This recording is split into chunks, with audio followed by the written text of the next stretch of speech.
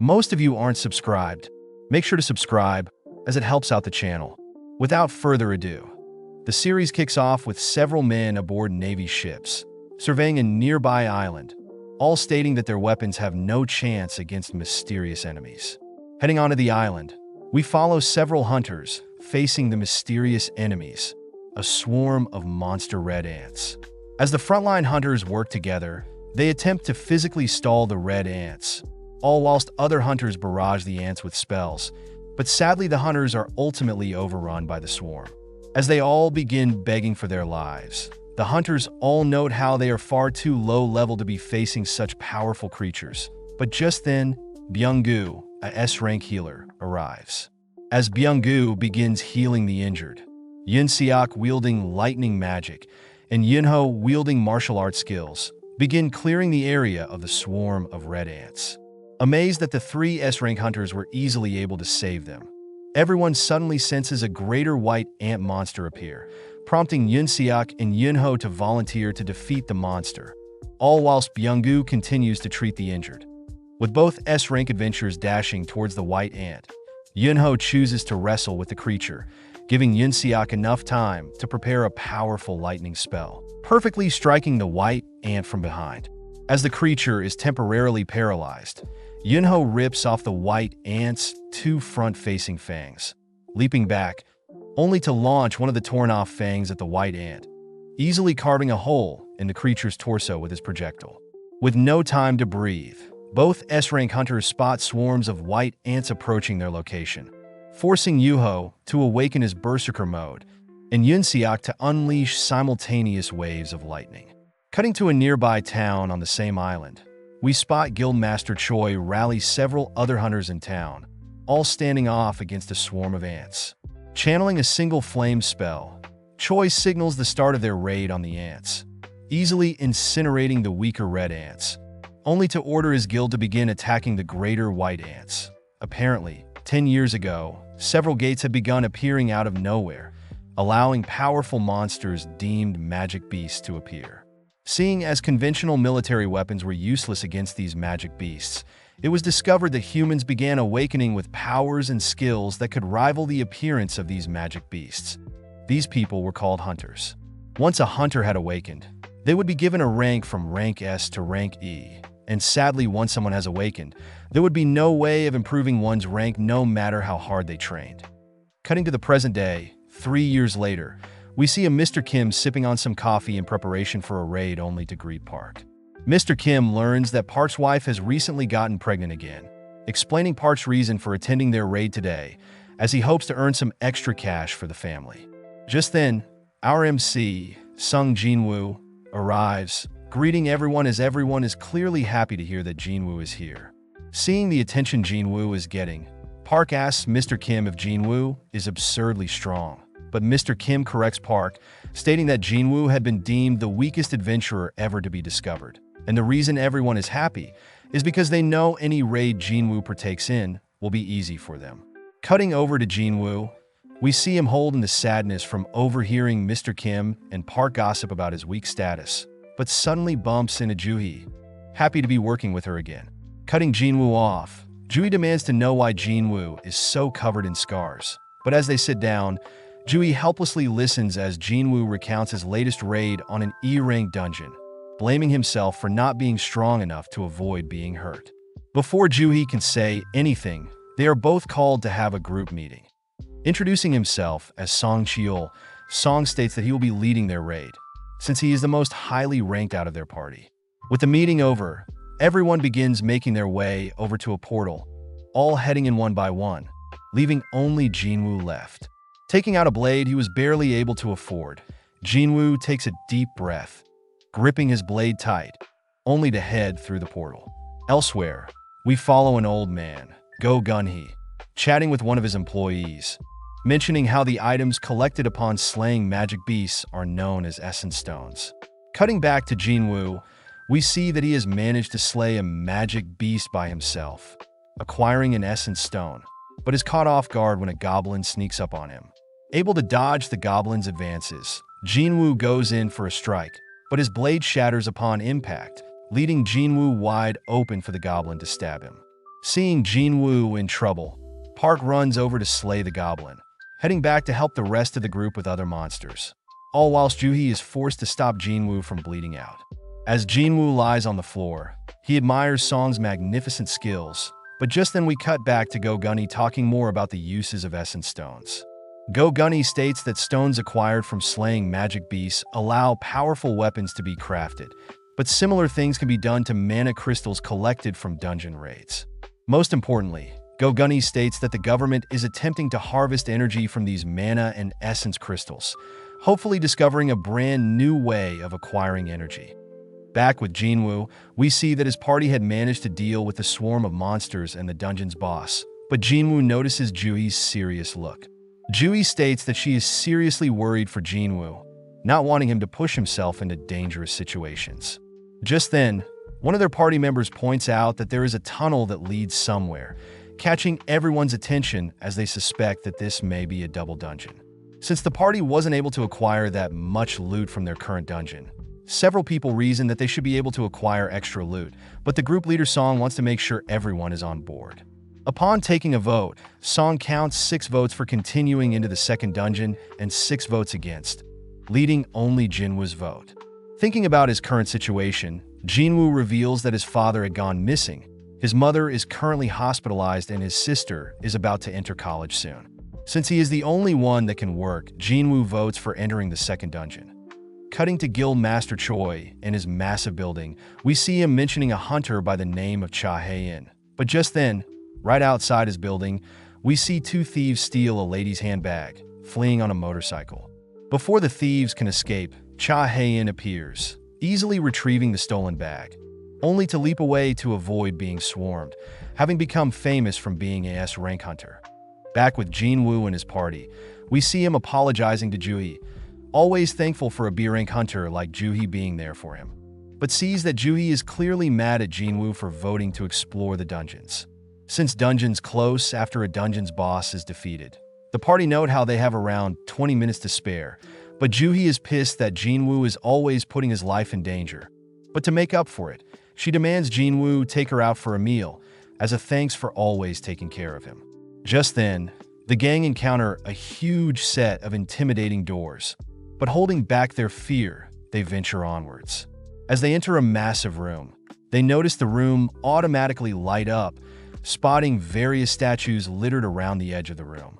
Seeing a massive statue in particular, everyone begins wondering what the challenge of this dungeon could be. But as they begin inspecting the room more, they stumble upon some writing in the room. With the leader Song reading out the commandments of the Kartinon Temple, the commandments state that they must fear, praise, and prove their faith to God, or else they will not leave alive.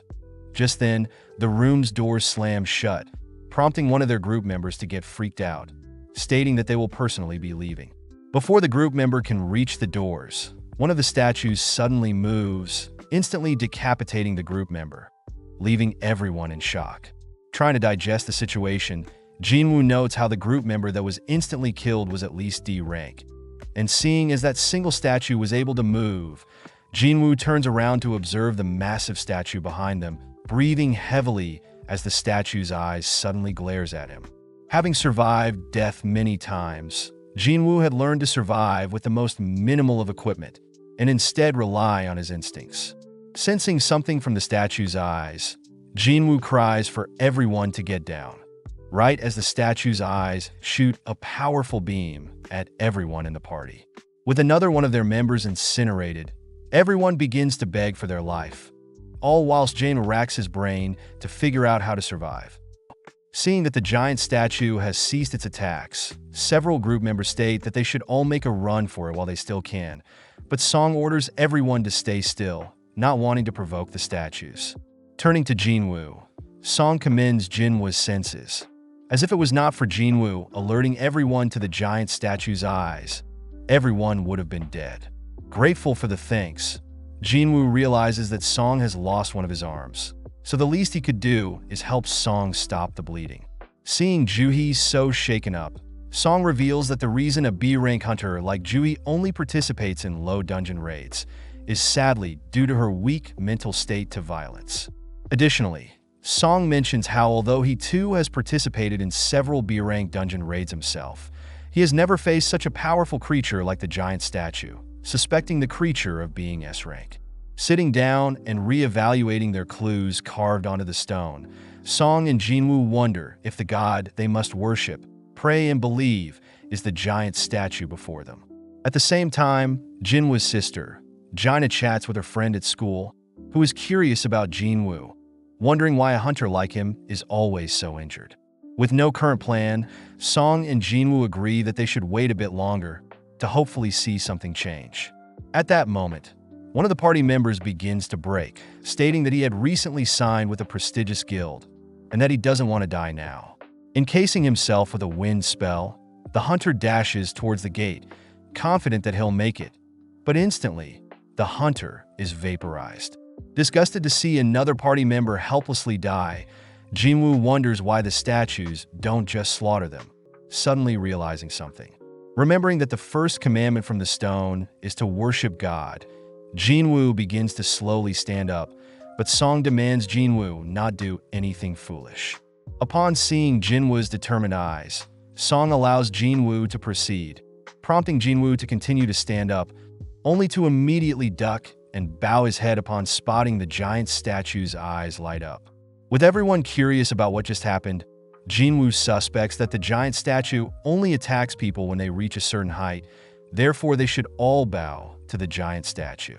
Seeing as everyone has bowed their heads, Jinwoo peeks to see the statue's eyes, relieved that the eyes have turned off, but instead the statue dons a terrifying grin.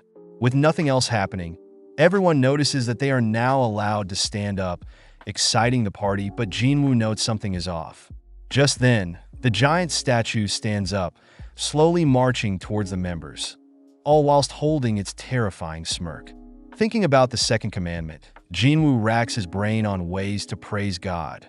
But out of nowhere, one of the party members suggests that they praise God through words, choosing to kneel before and recite a prayer.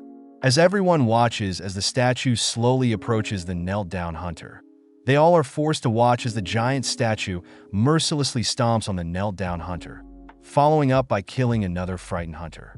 Seeing as it is too dangerous to stick together, everyone splits up, prompting Jinwoo to grab hold of the frightened Juhee, dragging her with him. Following Park, we see that he has made it towards the edge of the dungeon, thinking about how he still has a loving wife and kids that he must return to, but sadly one of the night statues cleave Park's body in half. Attempting to come up with a plan, Jinwoo notices Juhee's disturbed expression along with several hunters begging for their lives. Jinwoo digs deeper to come up with a plan. Scanning the statues around the edge of the dungeon, Jinwoo spots a statue with a musical instrument, ordering everyone to head towards that statue. With Song heading to his nearest statue, Song spots the statue playing its instrument, stating that it's safe to head to statues with musical instruments, prompting Mr. Kim to successfully find a statue of his own, only to begin breaking down crying. Jinwoo and Juhee have also arrived at a music-playing statue, but Jinwoo notes that the statue isn't playing its instrument, deducing that only one person can stand below each music-playing statue. Leaving the frightened Juhee beneath the statue, Jinwoo runs to search for another statue, catching the attention of the giant statue. Barely able to spot a music-playing statue, Jinwoo is barely able to avoid the giant statue's advances, but unfortunately wounds up beneath a shield-wielding statue. With the shield statue bringing its shield down on Jinwoo, he barely manages to survive, managing to crawl to a music-playing statue. With everyone now under a music-playing statue, they all spot the giant statue go back to its original location, seemingly turning off. Rushing to Jinwoo's side, Juhee notices Jinwoo's severed leg, immediately applying her healing magic, but Juhee is unable to completely heal Jinwoo, having depleted all her mana. With everyone wondering what now, Mr. Kim speaks up, demanding that Song take accountability, being the leader of the group that agreed to explore this dungeon. Just then, an altar appears in the middle of the dungeon, prompting Jinwoo to realize that the altar aligns with the third commandment, as by believing in God, someone must be sacrificed. Hearing this, Mr. Kim raises his blade to Song's neck, ordering Song to sacrifice himself and atone for his sins. With Song agreeing, Jinwoo thinks about how this is wrong, as everyone voted and agreed as a group, but when Song enters the vicinity of the altar, an orange flame appears. Curious as to the reason for this, Jinwoo asks 2 other party members to help him enter the altar's domain, prompting 3 more orange flames to appear. With Jinwoo attempting to figure out what is happening, Song reminds Jinwoo that today is the 7th day of their dungeon raid, meaning if they wait any longer to defeat this dungeon, the dungeon itself will open. This is referred to as a dungeon break, as the dungeon will act as a portal between the human world and the monsters. With Jinwoo asking for Joo-hee and Mr. Kim to enter the vicinity of the altar as well, we see 6 orange flames in total. But just then, an additional ring of blue flames appear around them along with the dungeon doors opening. As the blue flames begin to disappear one by one, everyone notices the statues along the edge of the dungeon begin to move, fearing what will happen when the statues reach them. Jinwoo is able to figure out that the statues only move when they aren't looking at them. But with the temptation of freedom before them, one of the female hunters beside Jinwoo makes a break for the door, managing to escape successfully, but one of the orange flames disappears. Seeing her escape, another hunter pushes Jinwoo aside, also managing to escape, leaving only 4 remaining. Seeing Mr. Kim tempted by freedom as well, Jinwoo states that they need at least 4 people to stop all the statues, and that once the blue flames all disappear, they can all escape. Sadly, Mr. Kim apologizes in tears, stating that they can't be certain that they can escape, only to escape out of the dungeon himself. Knowing that they will all die soon, Song asks that Joo-hee and Jinwoo leave him, as they need at least 1 person in the vicinity of the altar to keep the door open. As Joo-hee attempts to move, Joo-hee falls to her knees, as her fatigue has finally kicked in. With no other choice, Song and Jinwoo agree that Jinwoo will stay behind, unable to move himself, and Song will carry Joo-hee to safety. When Joo-hee offers to stay behind, Jinwoo states that she must live, handing her the essence stone he obtained, only for Song to knock Joo-hee unconscious, carrying her on his shoulder, only to leave the dungeon. With Jinwoo alone, he attempts to stand off against the swarm of statues, but instead is brutally flung around, ultimately falling onto the center of the altar, bleeding out. As the statues puncture his body with their weapons, Jinwoo cries out that he has a family as well, demanding for a second chance. As everything goes black, a sudden system terminal pops up, stating that Jinwoo has completed the secret quest, Courage of the Weak. The system terminal asks if Jinwoo wants to be given the player status, reminding Jinwoo that his heart will stop in 0.02 seconds, prompting Jinwoo to accept the offer. With his life flashing before his eyes upon accepting the player title, Jinwoo suddenly wakes up in a hospital bed, realizing that his arm is completely fine. Fearing that his leg may still be missing, Jinwoo is pleasantly surprised to see that his leg has also healed, along with the various stab wounds he endured from the statues. Wondering if everything he went through was simply a dream, Jinwoo is interrupted by 2 men from the Hunters Association surveillance team, Woo Jinchul and Kong Taeshik. Sitting down to have a chat, Jinchul tells Jinwoo that he's been asleep for 3 days, but Jinwoo is more concerned about Song and Joo-hee. Jinchul unfortunately reveals that due to Song's arm being severed, he'll most likely have to retire from being a hunter. As for Joo-hee, she seems to be traumatized, currently undergoing psychiatric care, meaning her role as a hunter is currently on hold. Jinchul calmly repeats to Jinwoo that out of all the party members that entered the double dungeon, only 6 were able to make it out alive, but Jinchul does mention something peculiar. Apparently, when he along with several members of the White Tiger Guild went to rescue Jinwoo's party, they only ended up discovering Jinwoo's unconscious body, and no temple nor statues. Shocked to hear this, Jinwoo is unable to fathom what he just heard, but Jinchul reassures Jinwoo that he has no reason to suspect anything malicious went on, trusting Jinwoo and his members' words. Out of nowhere, Jinchul gets serious, asking if Jinwoo experienced a double awakening. Since it's quite well known that hunters once awakened can never improve their stats no matter how hard they train, but there have been rare cases in the past where hunters have awakened a second time, allowing the same hunters to reach the S rank. Having brought a mana measuring device, Jinchul asks Jinwoo to place his hand on the device to re-evaluate Jinwoo's current mana level. Since Jinchul heard that the statues in the dungeon were S rank and above, Jinchul deduces that the only way Jinwoo could have possibly survived was to be S rank or greater. Sadly, the reading on the device reveals that Jinwoo's mana level is still at 10, meaning Jinwoo is still an E rank hunter. As Jinchul and Taeshik leave, Jinwoo lies back in bed, trying to digest what is going on, but suddenly Jinwoo notices a system terminal pop up with several unread messages. Recognizing the terminal as the one he saw before he was forced to accept the player title, Jinwoo pokes at it, noting how it is not a physical terminal. Just then, Jaina arrives, scolding Jinwoo for being such a reckless older brother.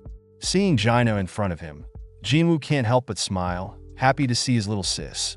But this annoys Jaina, who states that she'll drop out of school and go job hunting if it means Jinwoo will stop having to risk his life as a hunter.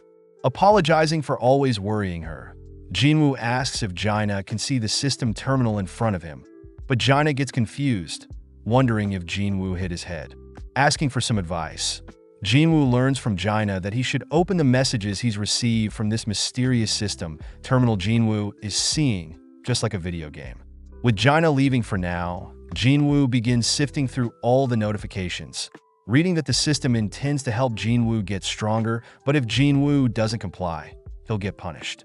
Stopping on his assigned daily quest, Jinwoo gets annoyed that he has to perform push-ups, sit-ups, squats, and running whilst he's still hospitalized, so Jinwoo simply lays back down, ignoring the daily quest.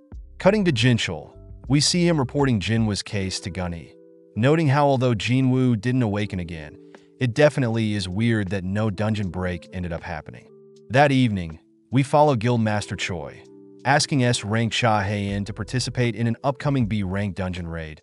Apparently, since Cha was only recently a hunter, Choi states that he wants Cha to gain some more experience leading a team, reassuring Cha that all she needs to do is fight like she normally does, and that will be enough to lead the raid. Choi reminds Cha that his hunter guild is quite powerful in Japan, but compared to international guilds they are nothing. Therefore, learning ways to improve their members as a team is the ideal solution to grow stronger. That night, a huge gate begins forming in the middle of a busy road, but at the same time, Jinwoo's daily quest expires. As the system terminal begins to bug out, Jinwoo suddenly is forced awake, noticing huge amounts of shaking around his hospital bed. Having been assigned as punishment, Jinwoo awakens in a desert, turning to spot a massive poisonous centipede. Seeing a timer pop up, telling Jinwoo to survive for 4 hours, Jinwoo doesn't have time to wonder if this is a dream, running across the sand dunes in fear for his life. With the nurses in the hospital checking in on Jinwoo, they start panicking when they realize Jinwoo isn't in his room. But at the same time, as Jinwoo tirelessly flees from the various centipedes chasing him, his 4-hour time elapses, transporting him back into the hospital. Before Jinwoo collapses, he spots the system terminal congratulating him for surviving, only to reward Jinwoo. Several days later, Jinwoo gets ready for his daily quest, reassuring Jaina that she doesn't need to stress about him. Following Juhee, we see that she has been requested to help attend a D-rank dungeon raid. But since Juhee is still shaken up, she sadly declines the offer, but gets happy hearing that Jinwoo has finally awoken from the hospital.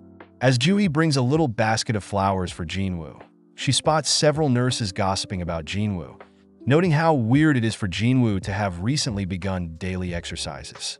With Juhee unable to meet with Jinwoo, we cut back to Jinwoo, who has completed his daily quest for the day, learning that the system terminals are indeed real, as upon completion of his daily quest, Jinwoo is granted 3 rewards.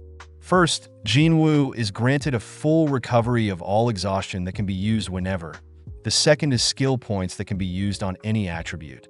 For Jinwoo, he's been placing them in strength, resulting in his body slowly growing more and more muscles. Jinwoo's final gift is a loot box, which up until now he had been receiving pins and bandages. But today he's received a mysterious key that opens a gate at Hapjeong subway station. With news of D-rank, C-rank, and B-rank gates beginning to appear more frequently around the country, we follow Jinwoo sitting beside his unconscious mother, revealed to have contracted a condition called eternal sleep. Apparently 4 years ago, Jinwoo's mother had entered the final stages of the disease, and sadly the only thing doctors can do is keep Jinwoo's mother on life support. Working through his daily quests, Jinwoo begins thinking back on his life, having expected to afford treatment for his mother when he first became a hunter. But as Jinwoo began joining raids, he realized that he was unable to fend for himself. But now with this opportunity to grow stronger, Jinwoo places most of his skill points into strength, heading to Hapjeong Station to enter the special gate. Having brought a weapon for safety, Jinwoo takes out the dungeon key, unlocking the dungeon, and is notified that he has entered an instance dungeon.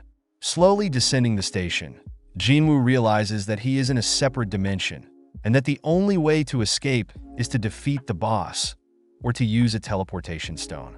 With no other choice but to continue deeper into the dungeon, Jinwoo arms himself with a blade, only to be stopped by 3 goblins. Not wanting to lose to these pathetic creatures, Jinwoo clashes with the 3 creatures, managing to impale one of the goblins. Feeling a surge of confidence rush over him, Jinwoo follows up, but slaying the remaining 2, happy to see that he has grown stronger.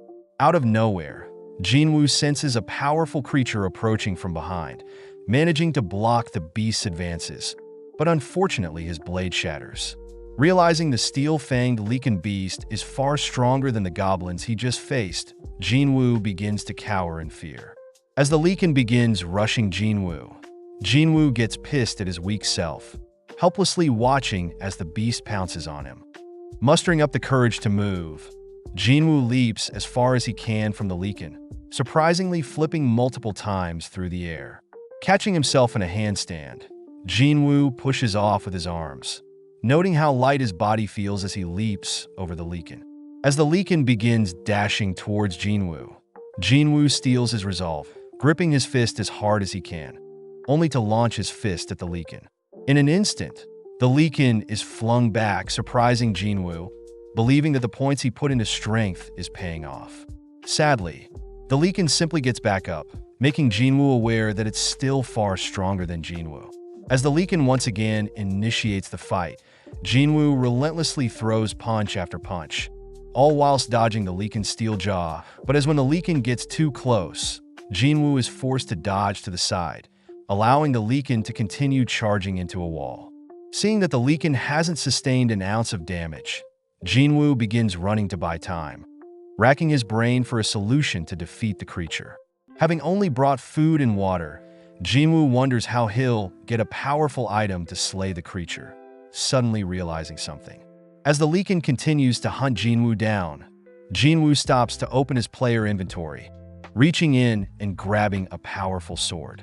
Right as the Lycan reaches Jinwoo uses his new sword, easily splitting the creature in 2 with a single slash. Trying to make sense of what just happened, Jinwoo states that the blade apparently belonged to Mr. Kim, having paid 3 million for the special sword, all whilst acquiring a title and being notified of a level up. Sensing 2 more Lycans approaching, Jinwoo states that he has no longer any reason to fear the creatures, gripping his new weapon. But as the Lycan begins to fastly approach, Jinwoo realizes that his sword is lodged into the ground, managing to barely free, right as the Lycans attack.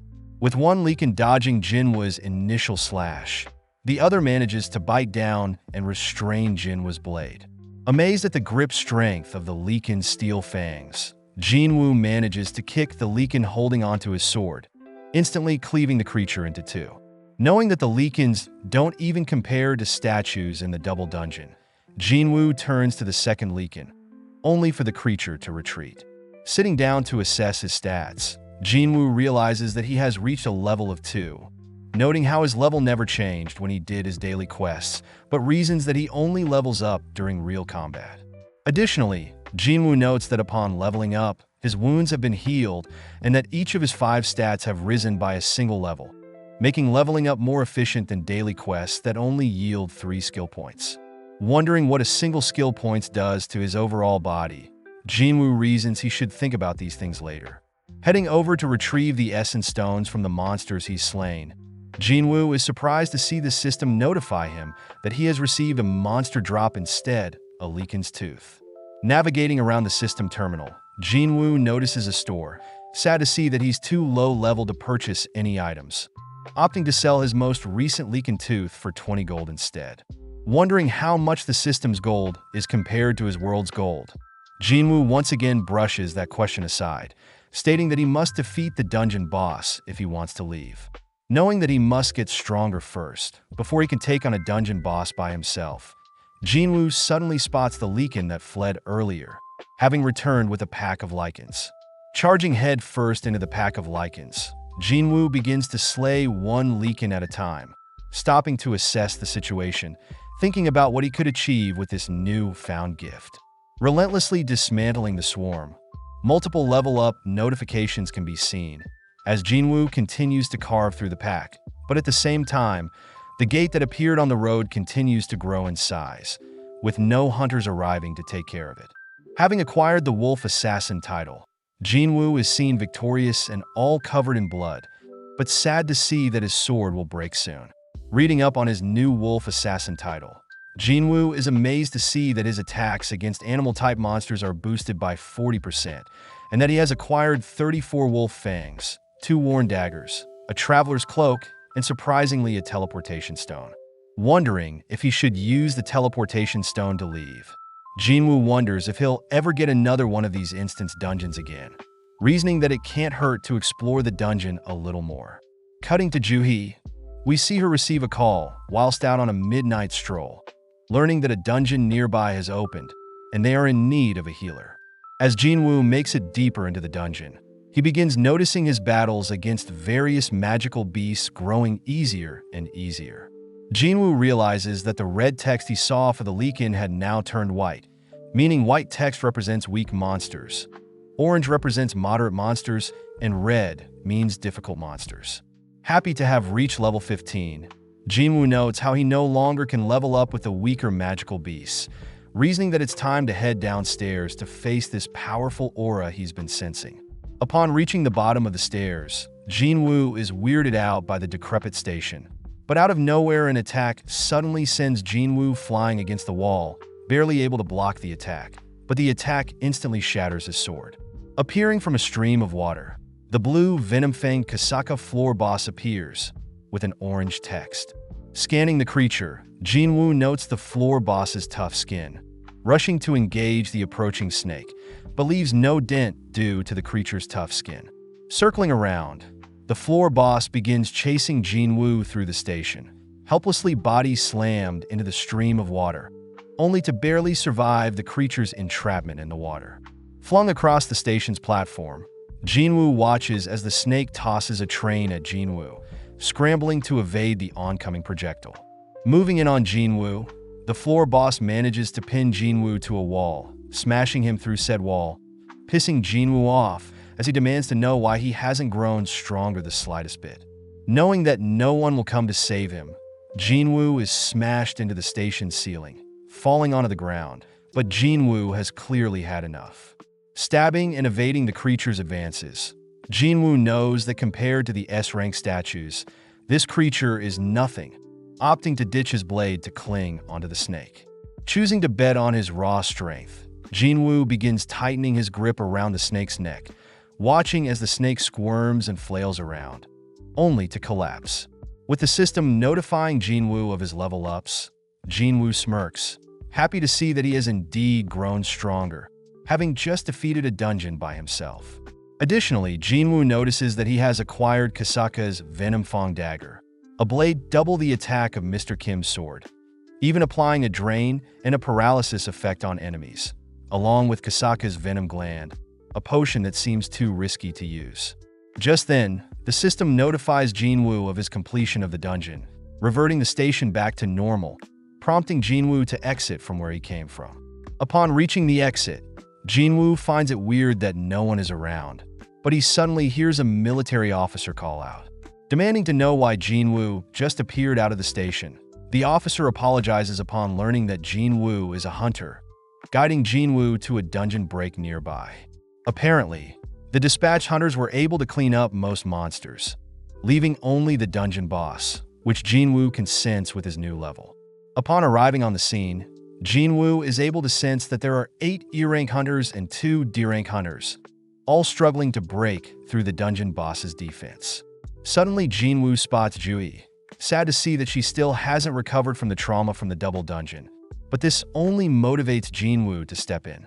With the broken sword he's still holding, Jinwoo cocks back the blade, propelling the sword through the dungeon boss's skull, allowing the other hunters to subdue and finally defeat the boss. As the hunters are relieved to have defeated the boss, one of the knights gets stressed, knowing that they must have been helped by a monstrous hunter, able to pierce the dungeon boss's defenses with a single strike. Spotting a shattered blade nearby, the hunter asks if anyone knows who the blade belongs to, but Jui manages to spot Jinwoo leaving the scene, wondering how powerful Jinwoo has become. Back in the hospital, we see 2 nurses gossiping about Jinwoo, amazed that he has a hot body and a cute face, all whilst Jinwoo smashes out his daily quest. Upon visiting Jinwoo, one of the newer nurses is shocked, amazed that Jinwoo's muscles are far more amazing in person. Apologizing for being shirtless, Jinwoo slips on a shirt, only to ask the flustered nurse what he can help with. Shyly, the nurse reminds Jinwoo that he'll be discharged today, asking Jinwoo to head to the front desk in order to fill in some paperwork. Happy to hear that, Jinwoo begins heading towards the front desk, but as Jinwoo leaves his room, the nurse asks for Jinwoo's phone number. Comedically, Jinwoo obliges, believing that the nurse needs his number to send him his test results. That morning, we followed an interview on a news broadcast, interviewing S-rank hunter Baek Yunho. The interviewer remarks that Yunho is one of 7 S-rank hunters in the country, asking what it must be like for hunters to hone their skills and to put their lives on the line when exploring dungeons. Pleased by the question, Yunho states that the sole existence of a hunter is to explore and train, relating back to a time when he was a firefighter and that he needed to master the craft in order to ensure no one gets hurt. At the same time, we see Jaina impressed by Yuho on the television, but seeing as she'll be late for school, she begins rushing out of her apartment. Running into Jinwoo, Jinwoo reminds Jaina to be careful on her way to school, but having not seen Jinwoo in a while, Jaina asks Jinwoo if he's been working out.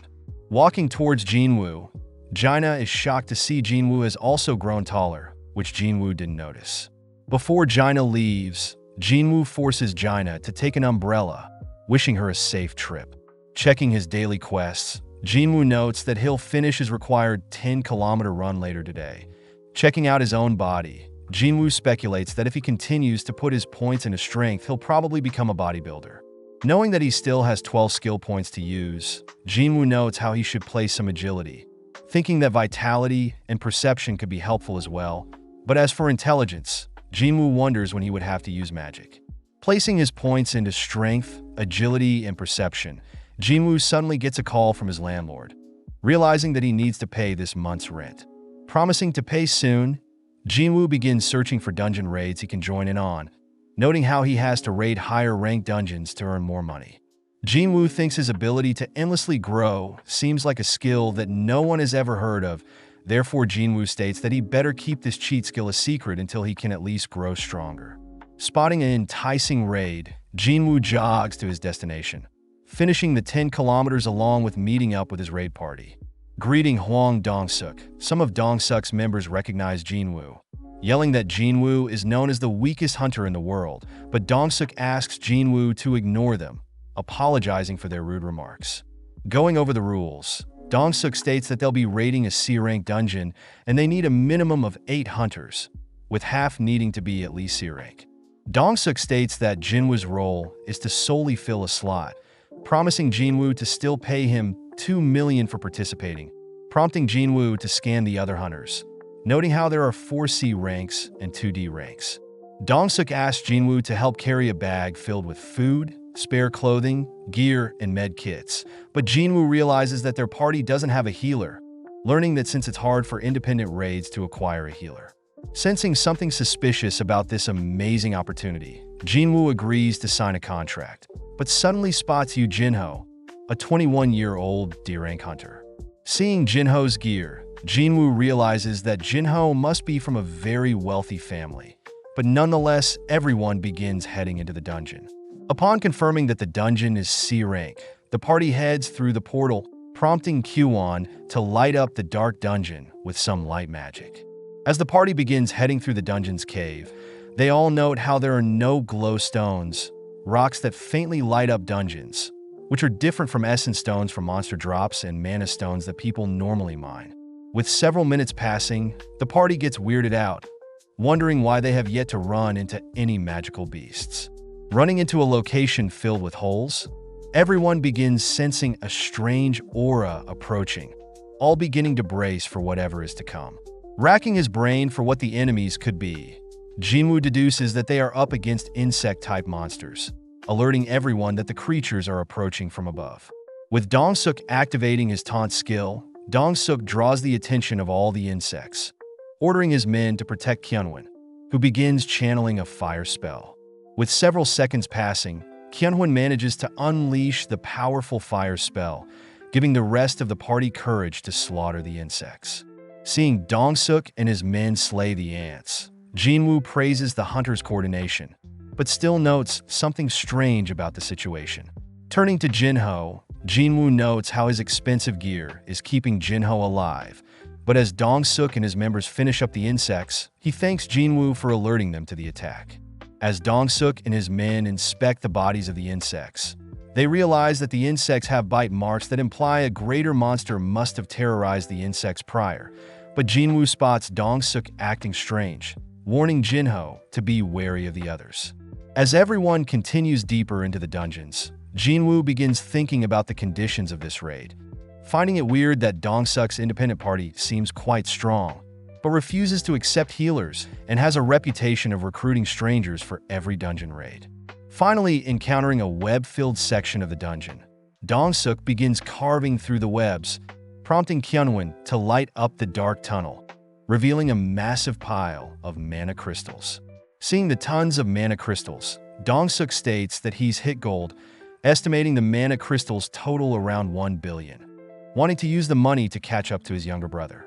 Realizing something, Jinho asks to see Jinwoo's contract, confronting Dong-suk as Jinho had realized that Jinwoo's contract had specified that Jinwoo won't be getting any drops from mana crystals and only monster drops. Changing the topic, Dong-suk promises to pay Jinwoo properly, but first they need to mine the mana crystals before defeating the giant spider dungeon boss. Asking his men to grab mining equipment, Dong-suk hears his men apologize for forgetting the mining tools elsewhere in the dungeon.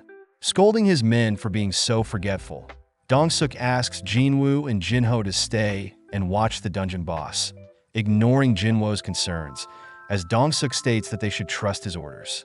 As Dong-suk and his men leave, Jinwoo finally places the pieces together, knowing that Dong-suk and his men total to 6, exactly 2 men below an 8-party raid. Additionally, since Dong-suk has raided other C-rank dungeons before, it's strange for Dong-suk to recruit strangers. But just then we see Dong-suk order Kyunwon to seal off the dungeon entrance, trapping Jinwoo and Jinho with the dungeon boss. Flashing back, Jinwoo is reminded of a time when Song had told him about scummy hunters that would purposely get other party members killed in a dungeon, in order to take more loot for themselves as things that happen in the dungeon can't be tracked down. With the noise from various rocks blocking Jinwoo and Jinho's escape, we see the dungeon boss slowly descend. But as Jinwoo thinks back on how much stronger he's gotten, Jinwoo equips his dagger, stepping up to confront the dungeon boss. Back outside the gate, we see Dong-suk and his men leave the portal, hearing his men ask him why they didn't just slay Jinwoo and Jinho. Dong-suk reminds his men that fighting near the spider boss would have woken the boss up, so by letting the spider eat the two, they can go in and mine all the mana crystals for themselves. Dong-suk notes how there were other entrances on the ceiling in the boss room, so they can enter and exit through them once the dungeon boss has settled down. But as they wait, Dong-suk states that in case they aren't able to gather enough mana crystals, they can always steal Jinho's rare gear. Crouching down and browsing through his phone, Dong-suk wonders which rich family Jinho belongs to, reasoning he should attend the kid's funeral, but suddenly asks Kyuan if he could beat the dungeon boss himself, happy to hear that Kyuan agrees that they would need their entire army to slay such a creature. Cutting back to Jinwoo and Jinho, Jinho advises Jinwoo to flee instead of facing the boss, revealing that the spider dungeon boss is at least C rank, and it would take an upper C rank or even a B-rank hunter to solo such a boss. Knowing that Jinho is correct, Jinwoo remembers how the snake and the golem bosses were D-rank, meaning he might not stand a chance against the spider dungeon boss, but Jinwoo can't help but feel calm, smirking as he wonders how strong he is now. Currently level 18, Jinwoo grips his blade, dashing towards the spider, only to swiftly pass through it, striking it a couple of times. At the same time, we see Gunhee chatting with Jinchul, having finished a draining meeting, asking if Jinchul could clear up his schedule, needing a break from all the press. As the dungeon boss begins striking back, Jinwoo evades each strike, heading to cut off one of the spider's legs, but is forced to retreat when his blade doesn't even scratch the spider's leg. Knowing a single strike from the spider will end him, Jinwoo begins ducking and weaving below the spider's body, trying to find an opening, but as Jinho watches on, he gets terrified, noting how Jinwoo can't be E-rank. Jinho suspects that Jinwoo is a false ranker, someone that is able to manipulate their magic power, purposely placing lower than expected in order to hunt for fun. As Jinho falls to his knees powerless, Jinwoo continues to hack away at the spider, but is stuck, unable to break through the spider's thick exoskeleton. With his fatigue already at 57, Jinwoo confirms that his daggers have paralysis and drain on them, realizing that he'll need to use them to defeat the boss. Dashing forwards, Jinwoo realizes he can target the weaker spots of the spider to apply the debuffs, but suddenly senses something dangerous, leaping back, just avoiding the spider's acid spit. With another of the spider's trump cards revealed, Jinwoo knows that he'll lose if the fight draws out longer, opting to use his new dash skill. With a single cast of dash, Jinwoo appears above the spider, managing to impale and apply his dagger debuffs to the spider, but instantly the spider nullifies the debuffs. Knowing that he needs to keep applying the debuffs, Jinwoo speeds up, amazing Jinho as he tries to keep up with Jinwoo, but as Jinwoo sees an opening, he realizes that his fatigue has hit 70, giving the spider an opening to knock Jinwoo aside. As the spider scurries over to Jinwoo, it raises its claw to pierce Jinwoo, but right before it does, Jinwoo is reminded of his full recovery from his daily quests, barely activating it and escaping right before he's impaled. Once again above the creature, Jinwoo lands cleanly on the spider's face, impaling each and every one of the spider's eyes, successfully stacking paralysis and drain repeatedly until the spider collapses.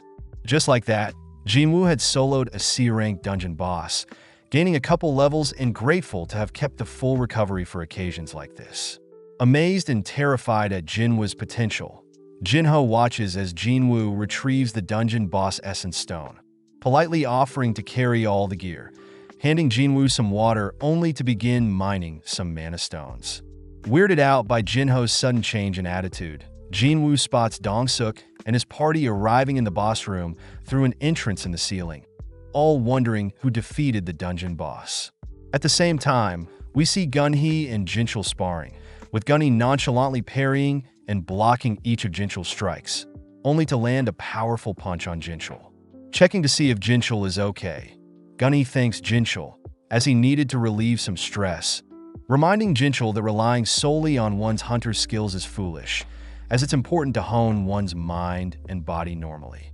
Back with Jinwoo, we see Dong-suk and his men confirm that the spider boss had been defeated, revealing that they know Jinho is the son of Yu Myung-han, the head of the Eugene Construction Company. Curious as to why Dong-suk is mentioning that now, Jinho is horrified to hear Dong-suk offer him to join them, asking Jinho to kill Jinwoo. Dong-suk reasons that if Jinho was the one that soloed the dungeon boss, then it must mean that Jinho's gear has special enchantments that even Dong-suk and his party may have trouble with. Seeing Jinho hesitate, Dong-suk states that he can either accept his offer, or he can die here with Jinwoo. Seeing Jinho slowly approach Jinwood, Dong-suk is happy to see Jinho is choosing to slay Jinwoo, but is shocked when Jinho has decided to fight alongside Jinwoo. With no other choice, Dong-suk and his men begin slowly approaching Jinwoo and Jinho, asking if they have ever slayed another human before, but just then, Jinwoo gets an urgent quest, ordering Jinwoo to slay the 6 entities with immense bloodlust, or else Jinwoo will receive a punishment. As Kwon fires a spell at Jinwoo, We cut to Heejin meeting up with some friends, heading to a cafe to catch up. Heejin notes how she, along with other White Tiger Guild members, are doing nothing noteworthy, asking Gina about her training with Cha, as they are both Hunter Guild members. Gina states that Cha is beyond this world, easily defeating A-rank monsters that would normally be quite hard for her. Even Kahun, the leader of her party, was amazed, but Gina asks if Chul, the leader of Jinny's party, is any good. As the girls gossip about the suspiciously high death rates in dungeon raids recently, we cut back to Jinwoo, barely alive from the projectile Q-on had landed on him. Reminded of the betrayal he felt at other humans, Jinwoo wonders if the urgent quest is the system's way of helping him, prompting Jinwoo to slowly get up, trudging over to Dong-suk and his men. Seeing Jinwoo pathetically waddle towards them, Dong-suk and his men feel sorry for Jinwoo, but suddenly see Jinwoo acting possessed. Having heard enough, one of Dong-suk's men, Juntae, leans on Jinwoo, mocking Jinwoo's pathetic act, but Jinwoo silences Juntae, conjuring his dagger, only decapitating Juntae with a single slash. Horrified, Dong-suk notes how Juntae was a D rank, but Jinwoo only thinks about how he must kill these men in order to survive. As three of Dong-suk's men rush and fire projectiles at Jinwoo, Jinwoo instantly impales two of the attackers, applying paralysis and drain to both men, following up by cutting down the third man, only to slay Q-on as well. With only Dong-suk left, Dong-suk immediately casts reinforcement, deducing that Jinwoo's dagger has special debuffs, stating that his fortified body should now withstand Jinwoo's dagger. Sadly, Jinwoo simply dashes in close, grabbing and slamming Dong-suk's head into the ground. Completely defeated, Dong-suk begs for his life, offering to pay Jinwoo any amount of money he wants, but Jinwoo reminds Dong-suk that he tried to kill him 3 times. Pissed at Jinwoo's attitude, Dong-suk cries that his brother is very strong, but Jinwoo ignores his cries, decapitating Dong-suk and finishing up his urgent quest. As the dungeon begins to close, Jinwoo and Jinho report their raid to Association Worker. But as Jinho fills the lady in on everything, Jinwoo checks out his rewards for completing the sudden quest, shocked to be given the skill Murderous Intent, a skill that weakens all abilities of the enemy.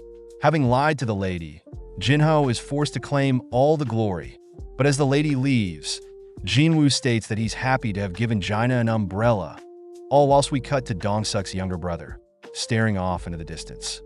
Cutting to Jinchul, we see him receive a report on the recent dungeon raid, where Dong-suk and his men were killed, but the C-rank dungeon was still completed.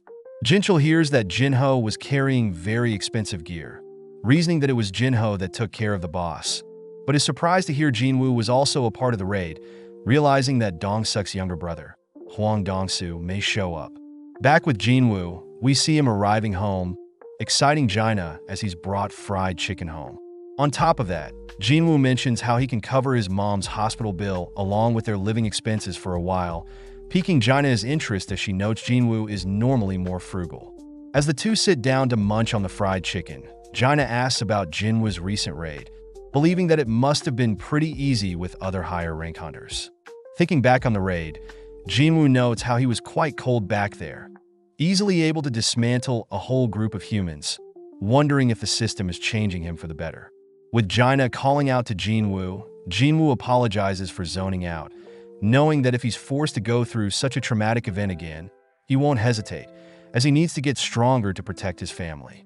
As Jinwoo cracks open and sips a beer, a system terminal pops up, stating that it has detected a toxic chemical entering Jinwoo's body, instantly removing it after a few seconds.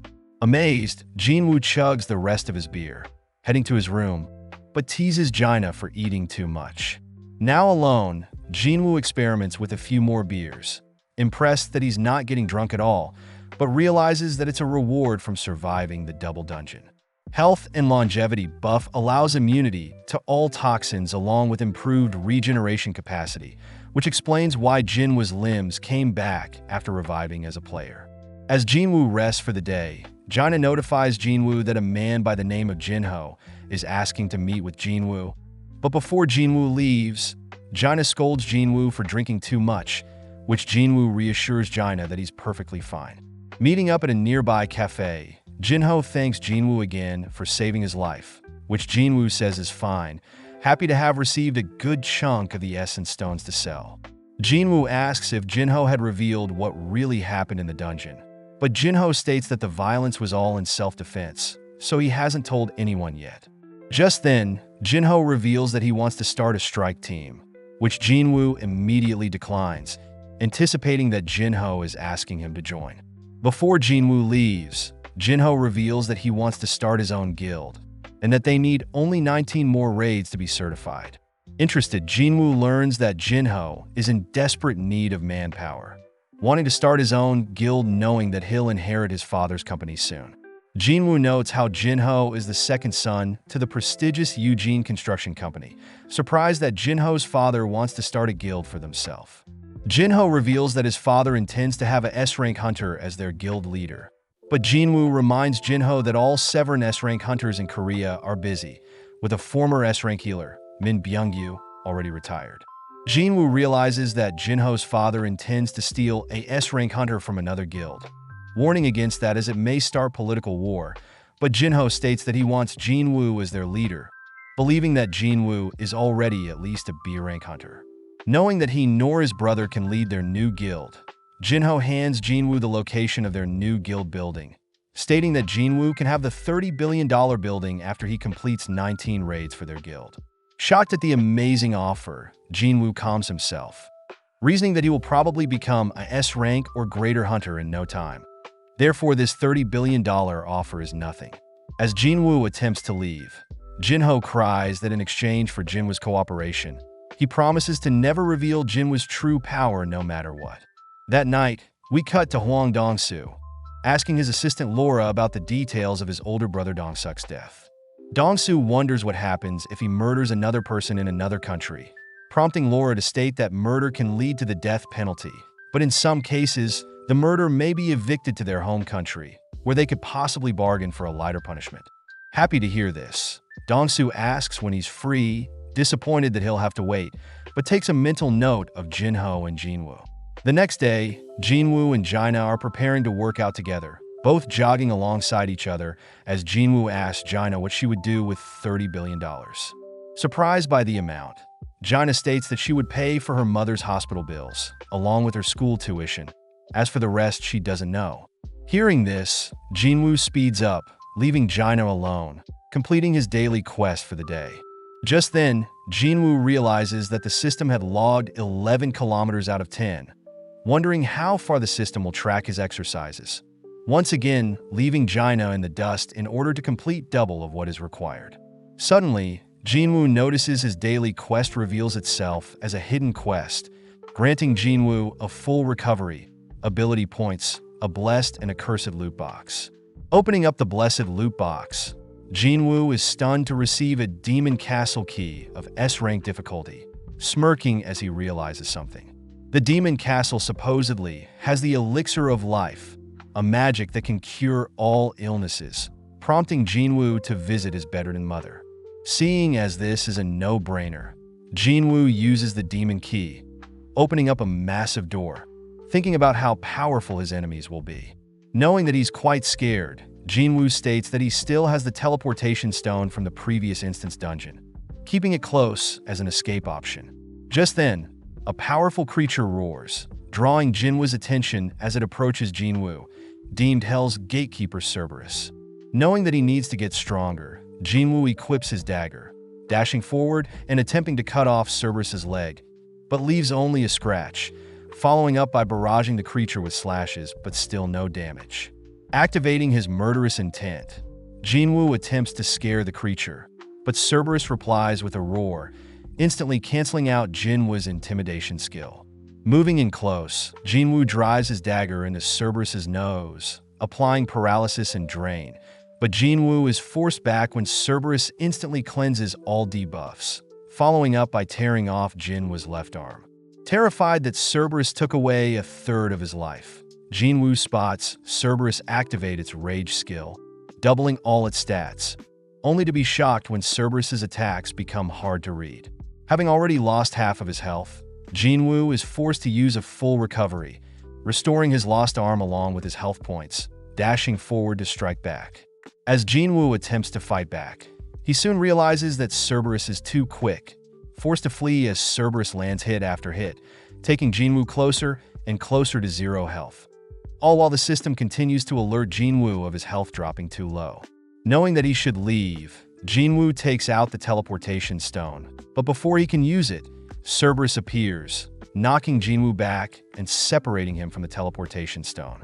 Now forced to hide, Jinwoo remembers the system's shop, purchasing 3 health potions that heal 100 health points each. Looking through his inventory, Jinwoo spots the venom drop from defeating the snake in the instance dungeon. Drinking the potion knowing that any debuffs will be instantly removed, leaving only the potion's 20% physical boost. Just then Cerberus appears, forcing Jinwoo out from hiding. But Jinwoo notes how Cerberus's rage skill has expired. As Jinwoo attempts to move in close with his dagger, Jinwoo is sadly caught by the jaws of Cerberus, dropping below 1,000 health points, but Jinwoo finally is close enough. Gripping his dagger, Jinwoo repeatedly punctures Cerberus's eye with his blade, ultimately forcing Cerberus to drop dead, relinquishing Jinwoo as his newly acquired levels heal him. Checking out his monster drops, Jinwoo spots a demon castle door key, an item that he can access along with a fraction of the materials needed to craft the elixir of life. Knowing that he'll surely die if he enters the demon castle now, Jinwoo sets a goal of getting stronger first, before he returns to complete the elixir of life. Returning to his mother's side, Jinwoo can't help but be fixated on the elixir of life, wondering if this is the answer he's been looking for to awake his mother from her slumber. Knowing that he can only find and craft the elixir in the demon castle, Jinwoo knows that he is too weak at his current state, promising to get stronger. Cutting to a nearby cafe, Jinwoo agrees to help Jinho with completing 19 dungeon raids, but Jinwoo states that he only agrees if Jinho and himself are to raid the dungeons. Completely stunned by Jinwoo's conditions, Jinho reminds Jinwoo that they'll be raiding C-rank dungeons and that they need a minimum of 8 people per dungeon raid. Jinwoo simply says Jinho can find randoms that will fill in the positions, just like what Dong-suk did, but Jinho is worried that himself and Jinwoo are still too weak. Jinwoo states that by having only himself and Jinho enter the dungeons, they can guarantee that no one else gets injured, and plus having a clean record after 19 dungeon raids will surely impress Jinho's father, inspiring Jinho to agree to Jinwoo's conditions. Cutting to Cha Hae-in, we see Cha flawlessly exercising, sprinting around a racetrack only to stop for some water. As Cha cools off with some stretches, she calls out to the mysterious man that has been watching her, impressing the man as he hands Cha a business card belonging to Eugene Construction Company, Yoonbyeom Gil. Following Jinho and his father, Jinho listens as his father reminisces on the past 10 years, with the world being flipped on the resources found in the dungeons. Jinho's father notes how powerful the Hunter Association is, belonging to the government, and is solely responsible for classifying hunters' strengths along with keeping track of dungeon appearances. Even though the Hunter Association is influential, Jinho's father states that the 5 guilds, the Hunter Guild, the White Tiger Guild, the Fiend Guild, the Fame Guild, and the Knights Guild are way more influential, able to amass huge amounts of resources. Jinho's father reiterates that they themselves must start a guild, prompting Jinho to think about how powerless he is, wondering how he can impress his father. Back with Jinwoo, we see him completing his daily quest, sad to see that he isn't able to surpass the required daily tasks. Accepting his rewards, Jinwoo wonders if he can get another special key to an instance dungeon. But upon opening a loot box, Jinwoo is disappointed to see only a bingo ticket. Heading through town, Jinwoo notes how 3 skill points won't be enough progress, racking his brain to think of ways to get stronger. Knowing that the 19 dungeon raids will be good, Jinwoo wonders if he can level up in the penalty zone by defeating those centipedes, but realizes it'll be a waste of time if the centipedes don't level him up. Just then, Jinwoo receives a notification, asking Jinwoo to join a D-rank dungeon raid.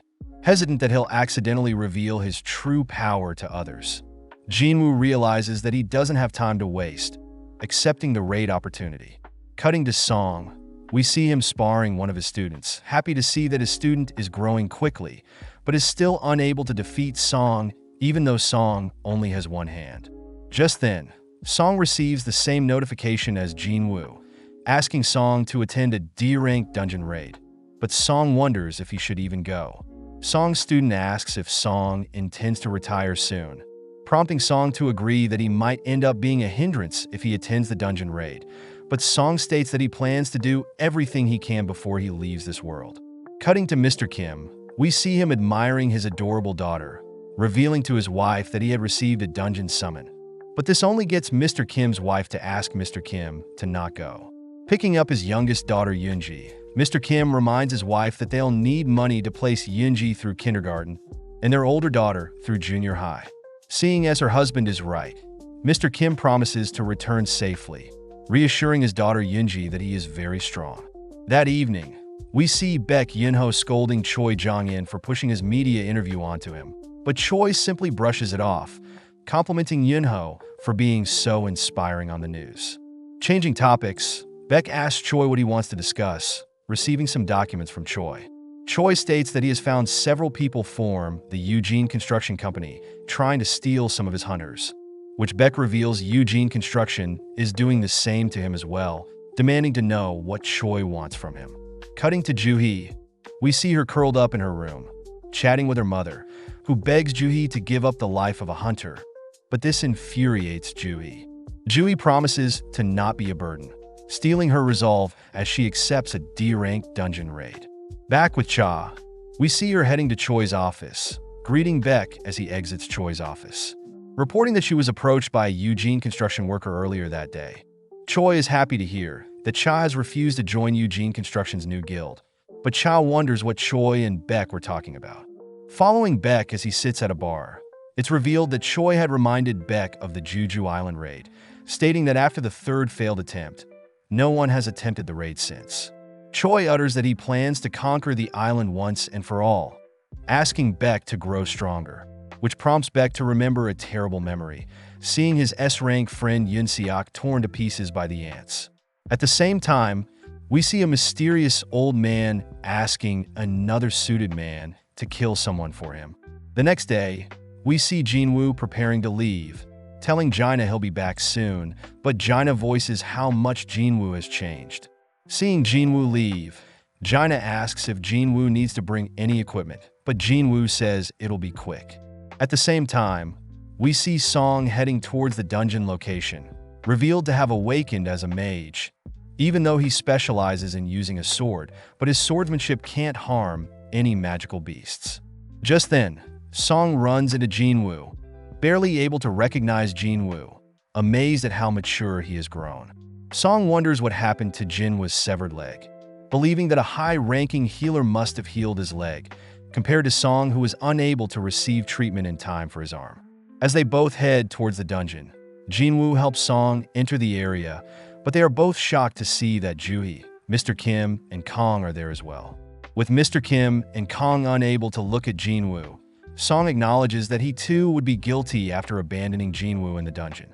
Before Joo-hee and Jinwoo can catch up, a sudden black van pulls up, outstepping several criminals in orange jumpsuits, only to begin catcalling Joo-hee. Before the criminals can say another word, a Hunter Association worker, Kong Tae-shik steps in, silencing the men. Jinwoo and the others learn that criminals plan to help the hunters complete the dungeon raid due to the lack of manpower, and in exchange the criminals' sentencing time will be reduced. Fortunately, in case the criminals go crazy, Kong will step in and handle the criminals, being a B-rank hunter.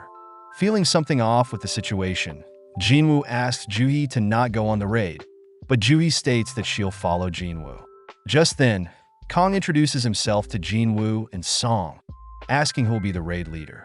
Turning to Jinwoo, Song asks if he can be leader again, apologizing to Jinwoo for his previous raid and promising to take the utmost precaution this time.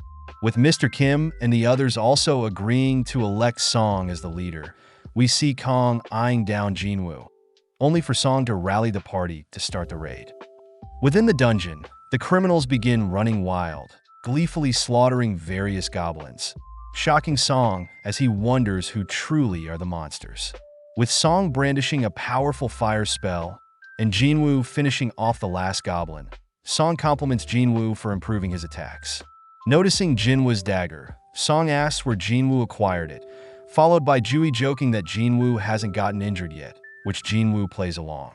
Focusing in on Jinwoo, Song confirms that Jinwoo has truly changed, having a more confident and powerful aura. But all whilst this happens, Taeshik continues to monitor everyone. As everyone continues deeper into the dungeon, they eventually run into a three-way fork in the dungeon, which Taeshik recommends that they can speed up the dungeon raid if they split up. As Taeshik and Song agree to have Taeshik gather the criminals and head down the right path, Jinwoo makes use of his heightened senses, able to sense that the dungeon boss is on the left path, suggesting that Juhi and Song head with him to the left path. With the remaining heading down the middle path, we see Taeshik glaring at Jinwoo right before everyone parts ways. Following Mr. Kim and Kong, we hear the two discuss how easy this dungeon is, reminded of the double dungeon where they abandoned Jinwoo. Having made up his mind, Mr. Kim states that after the mission is over, he'll personally apologize to Jinwoo for abandoning him, having been using his family as an excuse. But now, if he wants to continue priding himself as a hunter, Mr. Kim must own up to his wrongdoings. With Kong wondering if Jinwoo will forgive them, Mr. Kim states that it doesn't matter, but just then we cut to Taeshik and the criminals. As the criminals mercilessly clean up the goblins, Taeshik mentions how the monsters are too weak, asking the criminals if they would be able to slay humans just like they would magical beasts. It's revealed that Taeshik was contacted recently by a father of a victim of the three criminals, learning that the criminals had led the father's daughter to end her own life, and the father's wife to be traumatized by the loss of their daughter. The father begins to grow infuriated, having learnt that the three criminals will be released soon, being able to shorten their sentence by participating in dungeon raids as skilled hunters. Kneeling down, the father offers to pay Taeshik $3 billion, and in exchange Taeshik is to kill the three criminals in the dungeon, where there will be no evidence of what happened. In the present, Taeshik coldly glares at the criminals, announcing that he'll cover up the criminals' deaths by saying they were killed by 100 goblins. Cutting back to Mr. Kim and Kong, we see the two have stumbled onto the same path as Taeshik and the criminals, watching in disbelief as Taeshik strangles the last remaining criminal. Taeshik realizes that Mr. Kim and his tunnels are connected, meaning that Jinwoo's path leads to the boss room.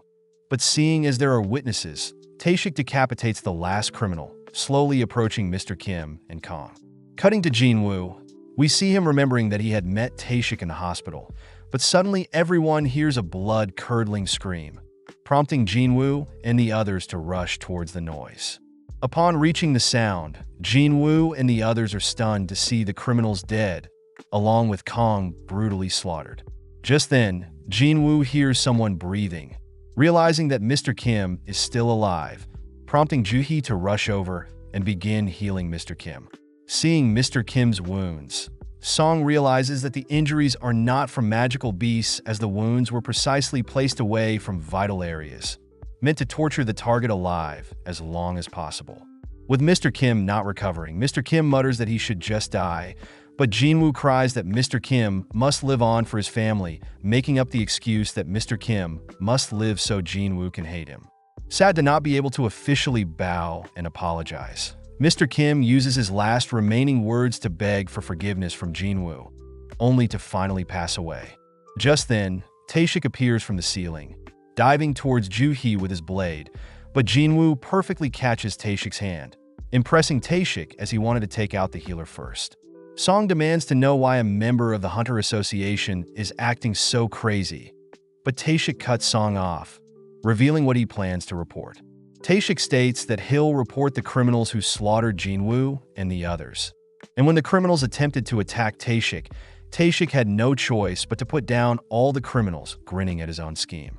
With Jinwoo pissed at Taeshik's disgusting words, Song asks everyone to step back, picking up Mr. Kim's blade and offering to slay Taeshik himself. Song begins assessing the situation, knowing that Taeshik is B rank, a rank higher than his C rank. But Song calls for Juhi to enhance him with a physical enhancement spell, betting on the fact that an assassin type like Taeshik will have a weak defense. Happy to be challenged, Taeshik reveals that he knows Song is a mage type, dashing in to strike Song down, but Song manages to parry the blow.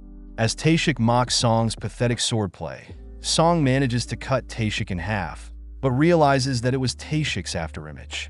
Going on the offense, Song continues to force Taeshik back, impressing Jinwoo as Song is able to barely keep up with Taeshik's agility.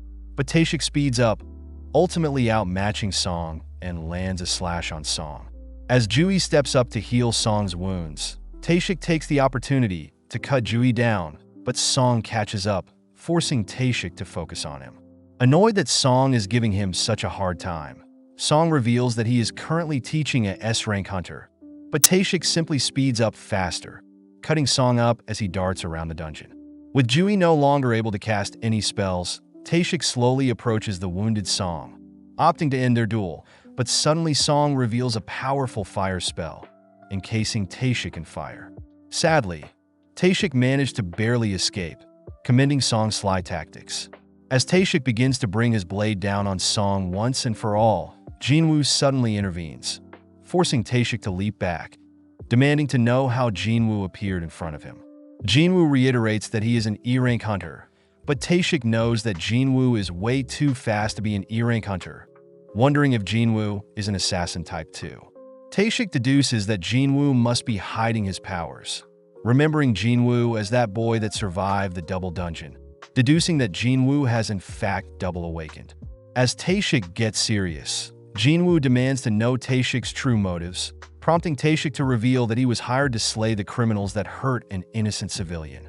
Jinwoo ignores Taeshik's lies, demanding to know why Taeshik tortured Kong and Mr. Kim, asking Taeshik to reveal his true motive.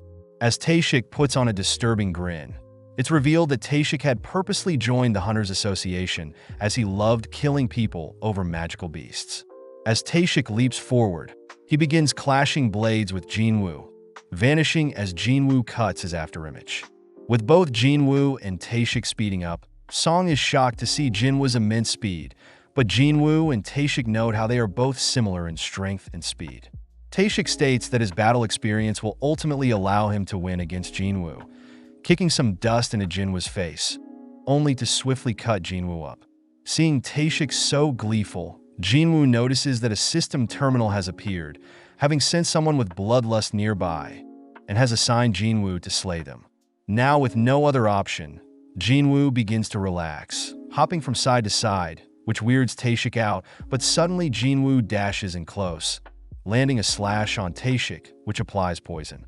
As Jinwoo continues to barrage Taeshik with strikes, Taeshik praises Jinwoo's movements, suddenly disappearing as he reveals his stealth skill, able to hide his body, sound, and scent from the enemy, a rare skill even among assassins. Taeshik mentions that no one has lived after seeing his stealth skill, able to land a strike on Jinwoo's leg, bringing Jinwoo to his knees. When Jui cries Jinwoo's name, Taeshik orders Juhi to be quiet, but seeing Taeshik bully Juhi, Jinwoo makes use of a full recovery, standing back up. Shocked to see Jinwoo use a healing spell, Taeshik senses a potent aura from him, which Jinwoo utters that he shouldn't waste his anger and scum like Taeshik. Seeing Jinwoo's cold glare, Taeshik deduces that Jinwoo has also taken another human life, declaring that great power is a curse in itself. As Taeshik disappears, he dashes to cut down Jinwoo, but Jinwoo nonchalantly blocks all of Taeshik's strikes, able to sense incoming attacks based on Taeshik's killing intent. As a final trump card, Jinwoo activates his murderous intent, finally able to pin down Taeshik's location, only to drive his dagger into Taeshik's body. As Taeshik lays on the dungeon floor defeated, he congratulates the monster that Jinwoo is, asking who Jinwoo truly is. Jinwoo reveals that he doesn't know, but as the bleed effects of Jinwoo's dagger start tearing away at Taeshik's body, Taeshik grins, spotting Jinwoo's shadow blend in with the infinite void of the dungeon's darkness. Having won the duel, Jinwoo is awarded skill points and a rune stone for the stealth skill, but Jinwoo can only think about how much of himself he's losing the stronger he gets. With Juhi and Song thanking Jinwoo, Jinwoo asks the two to leave the dungeon, personally heading to defeat the dungeon boss. Cutting to Jinchul, we see him arrive on the scene, thinking about how he knew Taeshik was suspicious, but wonders who could have killed him. Upon seeing the survivors, Jinchul is shocked to see Jinwoo, amazed that he looks like a different person. Getting straight to the point, Jinchul demands to know who killed Taeshik. But before Jinwoo can reveal it was him, Song speaks up announcing that he along with Jui defeated Taeshik, which Jinchul finds suspicious, but asks Song and everyone to report what happened. Seeing Jinchul now, Jinwoo realizes that Jinchul has an immense aura, being an A-rank hunter, but thanks Song for covering up his power. With the man that hired Taeshik arrested, we cut to Jinwoo and Jui finishing up their reports, only for Juhee to show Jinwoo the essence stone he gave to her in the double dungeon. A couple of minutes earlier, Jui had confessed that she knows she is surprised by Jinwoo's change, admitting that she herself should be taking on A-rank, B-rank, and C-rank dungeons. Jui does mention that she was able to meet Jinwoo through taking on weaker dungeons, handing Jinwoo back the essence stone he gave her. Juhee reveals that she intends to finally retire, shocking Jinwoo, but Jinwoo knows it's what's best for her, accepting the stone and promising to visit her in her hometown. Flashing back, Jinchul is seen speaking to Jinwoo, warning him that Dongseok's younger brother, Hwang Dong-soo, is an S-rank hunter. Jinchul reveals that S-rank hunters have the ability to transcend the law, meaning Jinchul recommends Jinwoo flee the country. But as Jinwoo grips the essence stone, he reasons that he must get stronger quicker in order to fight his battles. The next day, Jinwoo is brought to his first dungeon raid by Jinho, but Jinwoo is weirded out by the other hunters Jinho had gathered. Jinho states that the remaining party members are actually hunters, but they are unable to fight due to certain injuries and addictions. But Jinho reiterates that they should be fine to certify their group for a raid. Looking around, Jinwoo spots a little girl, surprised that someone so young is a hunter, but the girl speaks up, telling Jinwoo not to be rude. Snapping back, Jinwoo deduces that the girl is still in high school and an E-rank, but changing topics, tells everyone that Jinho and himself will be taking on the dungeon alone. Before Jinho and Jinwoo enter the dungeon, Jinho reminds everyone that they will get paid $3 million for simply waiting outside for each raid. But if they tell anyone about the details of these raids, they will be penalized by 10 times the amount. Off to the side, Jinwoo inspects the stealth runestone he got from slaying Taeshik, crushing it, only to be amazed to have obtained the stealth skill. Looking around, Jinwoo notices Jinho all suited up again, but this time with a set of armor that will boost all of Jinho's stats. But as Jinho begins bragging about how rare the armor is, Jinwoo nonchalantly pushes Jinho over with a single finger. Realizing that he'll be a burden to Jinwoo, Jinho takes off everything but his helmet, both heading into the dungeon, all whilst the other party members begin worrying whether they'll make it out alive, scolding them for underestimating the dungeon. At the same time, we cut to Jino at school, sad to see that her best friend Songi is skipping school again, who is revealed to be the young girl in Jinwoo's party. With only several minutes passing, Jinwoo's party members notice Jinho jogging out the gate, believing that Jinho and Jinwoo fled, but soon realize that Jinwoo and Jinho were able to solo the dungeon, as the dungeon portal begins to close behind Jinwoo. With Songi and the others shocked, Jinho states that they have 2 other dungeons to raid today, asking everyone to begin heading to their next destination. In the next dungeon, we see Jinwoo draw the attention of all the goblins, waiting for Jinho to acquire as much essence stones as possible, only to dash towards the dungeon boss, instantly decapitating it. With several days passing, Jinwoo continues to grind various dungeons, racking up various levels, and even mastering his stealth skill, which Jinho never knew he had.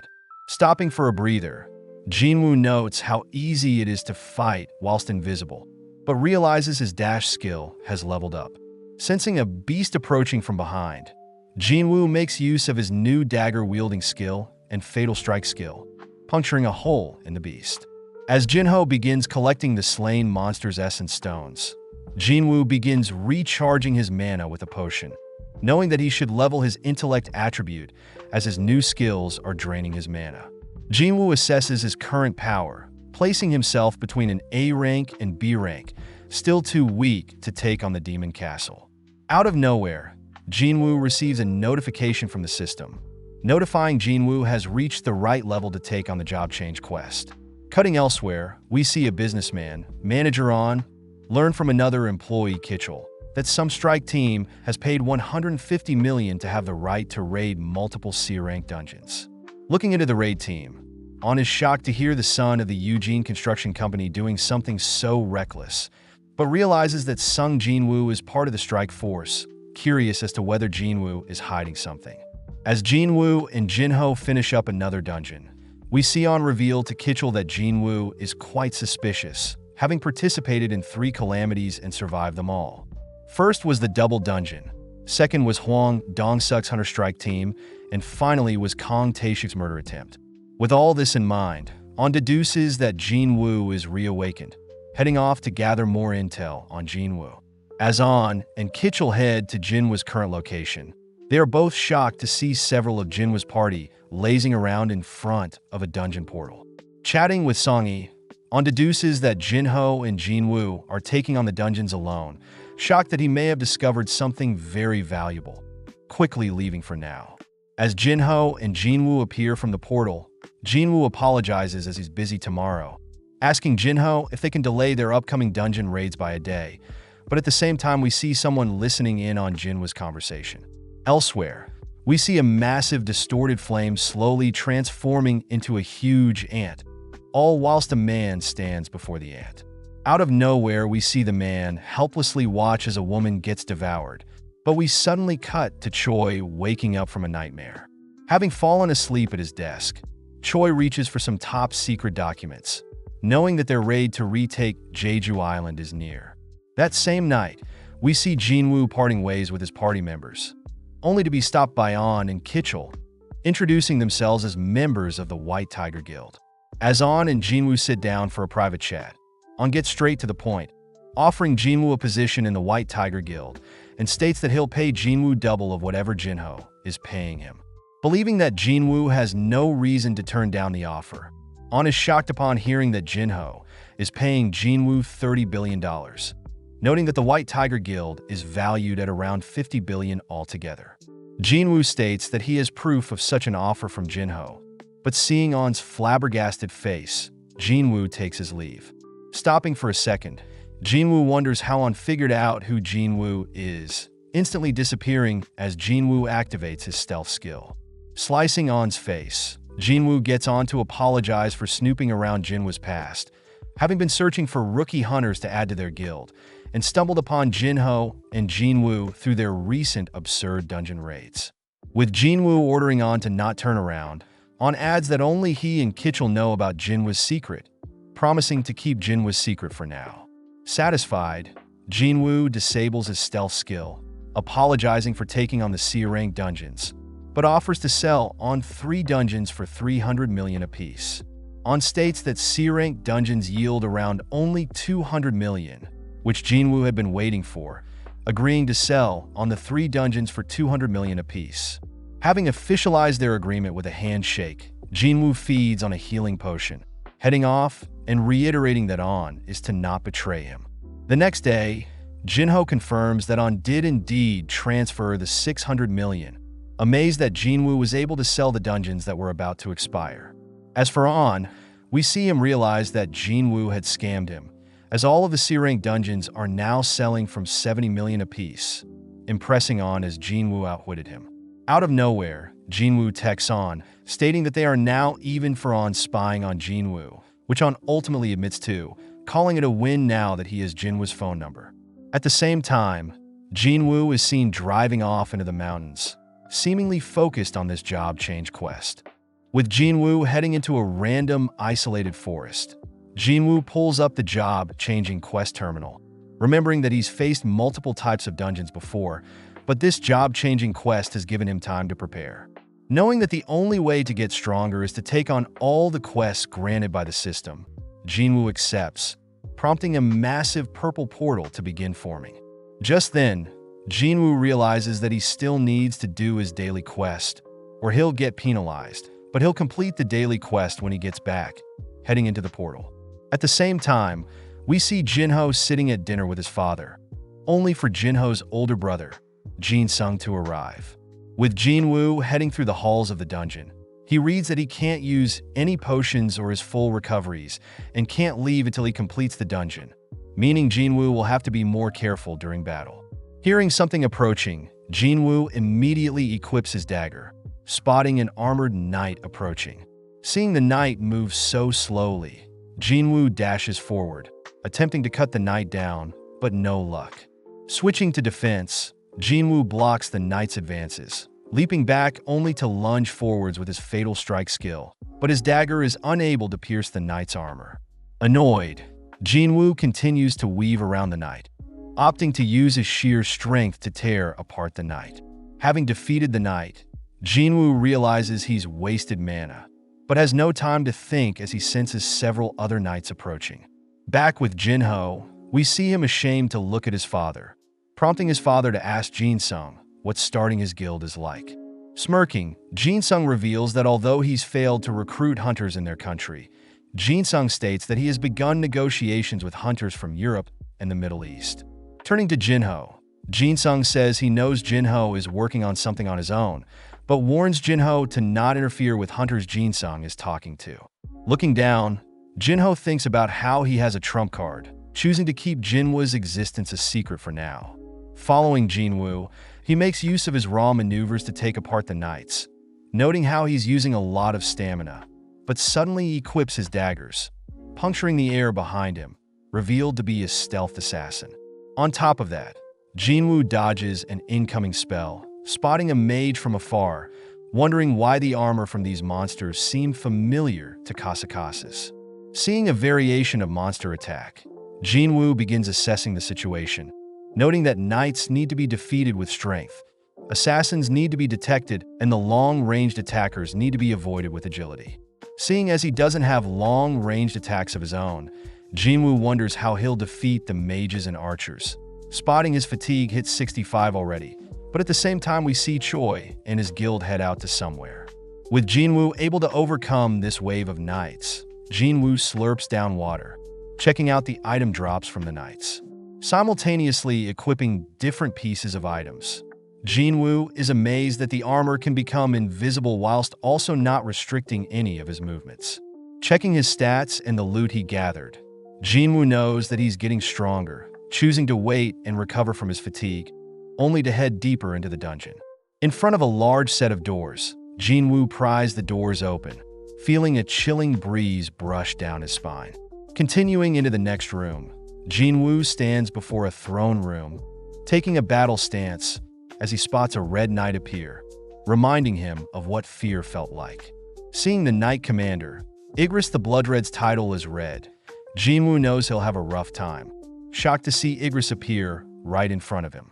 Barely able to block Igris's blade, Jinwoo is sent flying across the room, all whilst Igris continues to pursue Jinwoo, dicing everything in its way. Going on the offense, Jinwoo notes how monstrously quick Igris is, choosing to overpower Igris. But Igris meets Jinwoo's dagger, infusing its blade with electricity when Jinwoo gets close. Deducing that Igris is as quick as himself, Jinwoo knows that Igris is far more stronger and durable than himself, choosing to unequip his daggers and use his bare fist to break through. Surprisingly, Igris tosses his weapons aside, choosing to fight chivalrously. Elsewhere, we see Jinchul greeting Go Gunhee, both remarking that a big event is finally starting. At that moment, Gunhee receives a call from Choi, who thanks Gunhee for approving their raid of Jeju Island, stating that they will now begin scouting the island before they raid it. Back with Jinwoo, Jinwoo is even more surprised to see Igris' speed increase, forced against a wall as Igris pummels Jinwoo with punches. Having escaped, Jinwoo notes how he's still damaged, even though he blocked all of Igris' attacks. Knowing that he needs to speed up, Jinwoo activates his dash, dancing around Igris, only to begin attacking Igris. As the battle draws on, Jinwoo notices Igris matching and surpassing his speed, grabbing a hold of Jinwoo only to toss him into the air. Following up, Igris tosses some rubble at Jinwoo, following up by kicking Jinwoo into a nearby pillar. Dashing forth, Jinwoo attempts to catch Igris off guard, managing to land a powerful kick on Igris' head, seeing Igris faint, but suddenly Igris wakes up, replying with a kick of his own. Running after Jinwoo, Igris drags Jinwoo against the throne room's wall, only to toss Jinwoo to the other side of the room, who coincidentally collapses onto the throne itself. As Igris approaches Jinwoo, we see that Jaina has just finished making dinner for Jinwoo, heading into her room to study. With Igris calling back his sword, he raises his blade into the air, flawlessly bringing it down onto Jinwoo.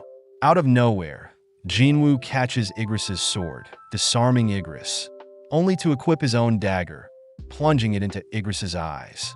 With Igris distracted, Jinwoo continues to push Igris back, smashing him against a wall, taking back his dagger, only to re-equip it, driving it into Igris's neck, this time channeling all of his skills to ensure it pierces Igris's armor. With a system terminal confirming that Jinwoo had defeated Igris, Jinwoo collapses to the ground, spotting that he had received 1.5 million gold, Igris's S-Rank helmet that grants Jinwoo 20 strength and vitality stat points, and finally a runestone for the ruler's hand skill. Realizing that he was also given an instant teleportation stone to leave the dungeon, Jinwoo suddenly sees hundreds of portals open nearby, learning that he needs to last as long as he can in order to earn enhancement points for the best class possible. With a timer starting, hundreds of knights begin to flood the throne room. But compared to Igris, Jinwoo knows he can take on these knights. Seeing as the wave of knights aren't stopping, Jinwoo chooses to use 200 mana to activate his stealth skill, sneaking around a pillar and noting how every second of stealth costs 1 mana, meaning he has 190 seconds left of stealth. Just then, one of the mages activates a tracking spell, breaking Jinwoo's stealth, forcing Jinwoo to activate his murderous intent, destroying the knights that are charging at him. With all his mana gone and his health low, Jinwoo reasons he should leave with the teleportation stone, but out of nowhere a knight manages to sneak up on Jinwoo, knocking the teleportation stone out of his hand, prompting the remaining hundreds of knights to begin swarming Jinwoo. Completely cornered, Jinwoo admits that he doesn't know where the teleportation stone is, rushing towards the crowd to dismantle a few of them. With Jinwoo's stamina and mana already depleted, Jinwoo steals his resolve, continuing to push through the endless swarm of knights. Able to trade blow for blow with most of the knights, Jinwoo states that he is very familiar with the feeling of despair, but with his vision beginning to dull and his movements slowing down, Jinwoo hears a voice reminding him that Jinwoo is named the weakest hunter for a reason. Beginning to hear all sorts of voices whilst Jinwoo gets beaten down, Jinwoo suddenly feels Song asking him to relax and rest, suddenly imagining someone familiar appear before him. Recognizing the voice, Jinwoo hears the voice ask him to give up as Jinwoo has already come so far. But as Jinwoo looks up, he's terrified to see his former self beckon him to give up. Cutting elsewhere, we see Go Gunny regret not being fit enough to help out in the third failed Jeju Island raid, hearing that Jinchul was a security guard that helped everyone communicate. Gunny states that many lives were lost in the failed raid, but Gunny knows that the only way to overcome said traumas and fears is to defeat and surpass said hurdles. Back with Jinwoo, he is shocked to see how different his former self is, terrified when his former self agrees with him. His former self begins berating how weak Jinwoo is, but Jinwoo suddenly senses something approaching, barely able to leap out of the trajectory of a sword slash. With his former self continuing to mock how pathetic Jinwoo looks, Jinwoo attempts to avoid the approaching knights, but gets caught off guard, having his face smashed into the ground. Finally unable to move and his vision slowly slipping, Jinwoo hears his former self scold him for being cocky and not more prepared, slowly beginning to believe that he had wasted his second chance at life, ironically dying at the hands of statues once more. Just then, Jinwoo spots a system terminal pop up, notifying Jinwoo that he failed to finish his daily quest and will be transferred to the penalty zone. With Jinwoo's former self congratulating Jinwoo for being lucky, Jinwoo finally falls unconscious only to wake up in the penalty wasteland, happy to see that the system must be cheering him on. Immediately purchasing several potions to recover his stamina, Jinwoo tries to replenish his health with potions. But Jinwoo learns that potions can't heal people that are below a certain amount of health and can only be healed naturally over time or after a level up. Just then several centipedes appear, but luckily Jinwoo notices their names are in orange font, immediately dashing forward only to equip his dagger, easily dismantling them all. At the same time, we follow Jaina, who has woken up. Spotting the meal she made Jinwoo is still there, wondering if Jinwoo got a girlfriend and hopes that Jinwoo remembered she has a parent-teacher interview the next day. Having slayed all the centipedes, Jinwoo is happy that level-ups completely restore his health and mana, heading into the system shop to prepare with the remaining 10 minutes he has. Spotting the Night Killer sword, Jinwoo immediately purchases the blade, as the sword does 25% more damage to the armored beast. Next, Jinwoo crushes the rune stone that Igris dropped, obtaining the skill Ruler's Hand, a skill that doesn't require mana, and is the skill Igris used to retrieve his sword without needing to touch it.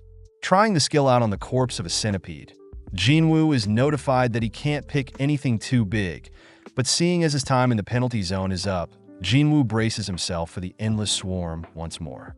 As Jinwoo is transported back to the throne room, we cut to Choi chatting with Cha, apologizing for putting Cha through something so painful, but Cha reassures Choi that this is nothing compared to what the fallen hunters had to go through. As Choi is notified of approaching enemies, we cut back to Jinwoo, able to now easily destroy the knights surrounding him. But Jinwoo notes how strange it is that the swarm is endless and he isn't leveling up. Upon spotting a mage in the crowd, Jinwoo wonders why he hasn't been hit by any of the mage's spells yet, but suddenly realizes that mage is using summoning magic and creating these endless knights. Leaping into the air, Jinwoo tosses his dagger at the mage, instantly killing the mage along with all of the mage's summons. With the system finally notifying Jinwoo of a monster slain, Jinwoo activates his stealth, luring all the remaining mages to track Jinwoo down, and in exchange Jinwoo spots 5 mages tracking his location. Retrieving his dagger with his ruler's hand, Jinwoo immediately slays another mage, bringing the total to 4. Making use of his ruler's hand, Jinwoo crushes the armor of a knight from afar, only to follow up by dragging another mage towards him, bringing the total down to 3. Sensing the 3 mages nearby, Jinwoo watches as the 3 mages combine their magic to summon a golem from the armor of the fallen, prompting Jinwoo to position himself above the golem. Able to run past the golem, Jinwoo begins making his way towards the remaining mages, able to evade the golem's punch, only to dash forth and slay the remaining 3 mages.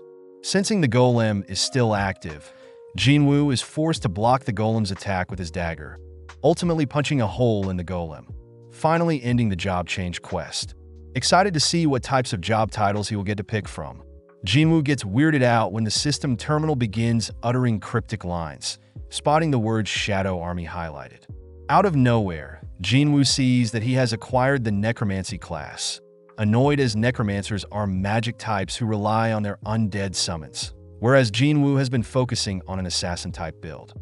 Fearing that he'll have to switch to a more passive role, Jinwoo chooses to deny the Necromancer role, but the system terminal reveals that the Necromancer role is a hidden class, giving Jinwoo another chance to reconsider. As Jinwoo walks around weighing the pros and cons, Jinwoo uses the mages that summon the knights as reference for the potential of the Necromancer class, coupled with the fact that the dungeons seem to be testing him, ultimately convincing Jinwoo. On top of that, Jinwoo can still be on the front line, and will have an army to fight alongside him, prompting Jinwoo to accept the Necromancer class. Upon accepting the quest, a dark smog begins wrapping around Jinwoo, all whilst the terminal rewards Jinwoo bonus points for exceeding the expected time, not using the teleportation stone, having more than 50% health remaining, and having defeated all the enemies. The system terminal notifies Jinwoo that he is able to upgrade his current class, completely consuming Jinwoo with darkness only for the darkness to swell into a ball, only to erupt. Jinwoo sees that his Necromancer class has been upgraded to Shadow Monarch, along with several other unique skills and 10 ability points. Shocked that everything happened so fast, suddenly seeing a dark shadow appear around the corpses of the defeated knights, spotting the word Shadow Extraction near the knights' bodies. The system terminal suddenly asks Jinwoo for a keyword to activate Shadow Extraction, but after a few seconds of thinking, Jinwoo chooses the words Arise. Out of nowhere, hundreds of Shadow Knights begin forming from the corpses of the defeated knights, shocking Jinwoo as he also sees that the skills Shadow Extraction and Shadow Storage allows him to use up mana to summon Shadow Soldiers along with storing and summoning whenever he likes. Knowing that the chances of shadow extraction change depending on strength of target along with time of death, spotting his Shadow Knight and mages are regular rank and level 1. Just then, Jinwoo wonders if he can extract S rank and A rank targets, heading over to Igris. Seeing as there is a limit to how many shadow soldiers Jinwoo can keep, Jinwoo releases 11 existing soldiers, getting serious as Jinwoo cries for Igris to arise. With a powerful gust of wind bursting from Igris's corpse, Jinwoo unfortunately sees that his shadow extraction has failed, spotting that he has 2 more tries.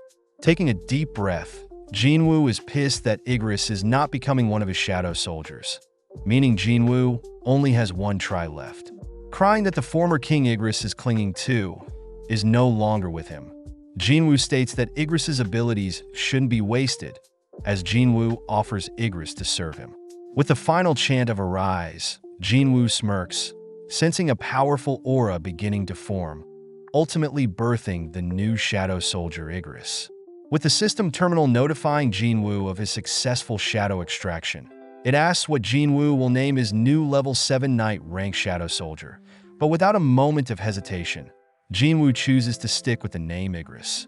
As Igris and Jinwoo's shadow army kneel before Jinwoo, we cut to Choi and his guild, all completely shocked as they realize the ants they once knew are evolving, having sprouted wings. Returning home, Jinwoo catches up on some well-earned rest, waking up to Jaina calling him to remind him of her parent-teacher interviews. Dressing up, Jinwoo shocks Jaina, wondering if the man before her is truly her brother. As the duo walk through the halls, Jinwoo captivates the other students, but when Jaina offers to set Jinwoo up, Jinwoo pinches Jaina for teasing him. Sitting down with Jaina's teacher, Jinwoo is happy to hear Jaina is doing well in school, being kind and a role model for others, along with performing well on her mock exam, having potential to get into medical school. Before Jinwoo leaves, the teacher asks if Jinwoo would allow Jaina to become a hunter if she were to awaken, but without a second thought, Jinwoo says he wants to keep Jaina as far away from being a hunter as possible. As the teacher asks for Jinwoo's help, we cut to later that evening where Seongi is passing by. Spotting Jinwoo is waiting for her, showing Seongi a picture of himself and Jaina. Jinwoo confirms Seongi is friends with his sister, stating that as an E-rank hunter, Seongi won't last long as a hunter. Not wanting to stop being a hunter, Seongi demands that Jinwoo leave her alone, but having expected such a reaction, Jinwoo asks that Seongi follow him. At the same time, we see Jinchul awaiting someone's arrival, formally greeting the S-rank hunter Hwang Dong-soo. Jinchul points out it's rare for Dong-soo to be visiting the country he betrayed, knowing Dong-soo is trying to search for Jinwoo and Jinho. Annoyed, Dong-soo asks that Jinchul and his surveillance team turn a blind eye to what he is about to do, challenging them to stop him if they dare. Following Choi, he reports the evolution of the ants to Gunhee, stating that the ant they found had passed away, failing to fly over the ocean. But one day the ants will succeed. That night, Jinwoo greets An and Hyun, apologizing for the sudden call, but An is just grateful Jinwoo reached out to them. As An hears Seongi will be joining Jinwoo, An reminds Jinwoo that Jinwoo will be participating in their guild's training in a C-rank gate. Just then, a man calls out to An, asking him to speed things up. Introduced as Kim Chul, an A-rank hunter and the tanker leader of the assault team. An apologizes since Chul is quite annoyed having to take care of 2 newbies, but reassures Jinwoo that the assault team is also comprised of 1 A-rank hunter, 5 B-rank hunters, and 2 C-ranks. Adding Jinwoo and Seongi makes a 10-member squad. Jinwoo is disappointed seeing Seongi excited, alluding to a special quest he needs to take care of in this upcoming raid, but just like that the squad prepare to head into the gate. As Jinwoo follows after the leader, Jinwoo suddenly detects a strange aura from the gate, all turning to see the blue gate has transformed into a red one. Attempting to rush out, Jinwoo only manages to cry for An and Hyun to contact their guilds for help, alerting Baek that a red gate has appeared. Back with Jinwoo, he's horrified to see they've been placed in a snowy biome, a phenomenon caused by a red gate. Seongi asks Jinwoo what a red gate is, learning that a red gate is quite rare, replacing normal gates, and can only be conquered when the dungeon boss is defeated or the dungeon collapses, restricting any help from the outside world. At that exact moment, Two icicles are shot at the squad, one striking a C-rank hunter, but Jinwoo protects Songi from the other, drawing the attention of B-rank hunter Park Heejin. Seeing as the attackers are ice elves hidden in the nearby forest, Jinwoo knows the elves intentionally targeted the weakest of the squad first. Relieved, he has grown stronger as the elves scurry away. Seeing Songi horrified, Jinwoo states the ice elves are known as ice slayers, but just then Chul takes charge, stating their C-rank raid has become a B-rank quest. Chul promises to protect everyone, suggesting that they now split into two teams, stating those who follow him will survive, whereas the others who remain in their place will perish. Before a C-rank hunter can join Chul's team, Chul pushes them back, stating that he'll only take B-rank or higher hunters, stating that 1 day in the gate is equivalent to 1 hour outside, so dead weight is not needed in his party. Before Chul can head off, Heejin offers to stay with Jinwoo, whispering that she is impressed Jinwoo noticed the ice arrow even before Chul did, believing Jinwoo to be at least A rank or greater. Chul states he'll take the main road into the forest, leaving behind the 4 others, only to stumble onto something in the forest. Spotting bear markings, Chul declares Jinwoo and the others will perish, but wonders why he considered Jinwoo the leader in the group they left behind. Out of nowhere, Chul orders his men to take formation, watching as various bears appear from the forest, scaring Chul's men. As a bear swipes at Chul, he raises his shield, shattering the bear's claws only to slice the bear into 2. At the same time, Jinwoo and the others head through the forest as well, told by Heejin that they're in ice bear territory and that they should leave as soon as possible. Jinwoo corrects Heejin, stating that as long as the weak ice bears are around, the smart elves won't appear, meaning it'll be safer in the forest. Seeing as it's quite cold, Jinwoo opens his inventory, retrieving several fur coats, catching the attention of others who know only high-ranked hunters can use subspace magic. With everyone warm and cozy, Songi asks who Jinwoo is, prompting Jinwoo to offer to help everyone, but in return they're not allowed to ask questions or boss him around. Appearing from the forest, a massive bear comes rushing at the gang, but Jinwoo asks everyone to stand back as he prepares to fight. Outside the gate, Baek fails to enter the red gate, hoping that Chul and some other hunters deal with the dungeon boss.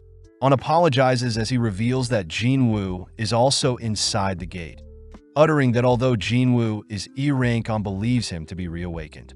At that moment, a car pulls up, outstepping Dong-soo. Baek demands to know why Dong-soo is here of all places, taunted by Dong-soo for allowing E-ranks into his gate. Annoyed, Jinwoo will pass before he can get to him. Back with Jinwoo, we see him annihilate the bears attacking him, impressed he had managed to level up. At night, the others are amazed Jinwoo single-handedly took out the bears, suspecting they must be close to the bear's lair, but they all wonder what Jinwoo is doing now. Having arrived at the bear's nest, Jinwoo calls for his shadow army to appear, prompting his knights to erupt from his shadow, all clashing with the horde of bears. Although the bears are able to tear through Jinwoo's shadow army, they simply revive in exchange for Jinwoo's MP. As the final boss bear shows its face, it eradicates all of Jinwoo's army with a roar, draining Jinwoo's MP completely.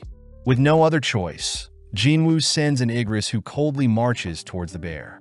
In an instant, Igris slashes at the bear's arm, blinking away as to evade the bear's attacks. Dashing back in, Idris punctures the bear from behind, following up by slashing at the bear's legs only to force it onto its knees. Before the bear can roar, Igris decapitates it, serving its head to Jinwoo. Jinwoo admits that he would have lost if Igris used his sword when they fought, and even now Igris may be stronger than Jinwoo himself. As Jinwoo wraps up the battle, we cut to Chul and his men, all being picked off one by the devious ice elves. With Chul unable to prevent his men from being slaughtered, Chul says he must survive and claim his title as an elite in the White Tiger Guild, choosing to flee from the leader of the ice elves. Having slaughtered the horde of bears, Jinwoo orders for the corpses to arise, giving birth to an army of shadow ice bears. Back outside the gate, Baek feels terrible hearing on report the raid team has been inside the red gate for 3 days, the equivalent of 3 hours outside. Annoyed that his F-rank target will be dead, Dong-soo begins to leave, but suddenly stops to ask why a F rank like Jinwoo would be part of the White Tiger's strike team. Terrified, On admits that he is acquainted with Jinwoo and had offered Jinwoo to train with the strike team. Satisfied, Dong-soo turns to leave, suddenly blinking in close only to strangle On in the air.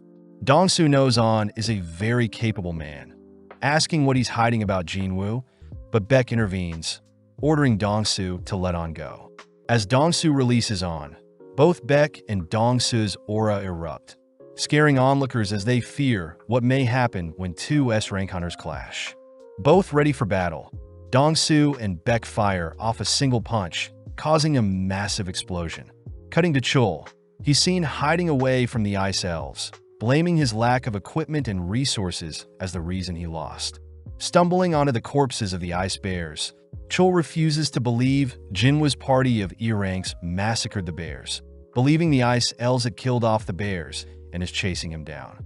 As Chul frantically rushes back through the forest, we cut back outside where Dong-soo praises Jinchul for intercepting both of their fists, having stepped in between, but Jinchul thanks the S-rank monsters for holding back so as to not kill him.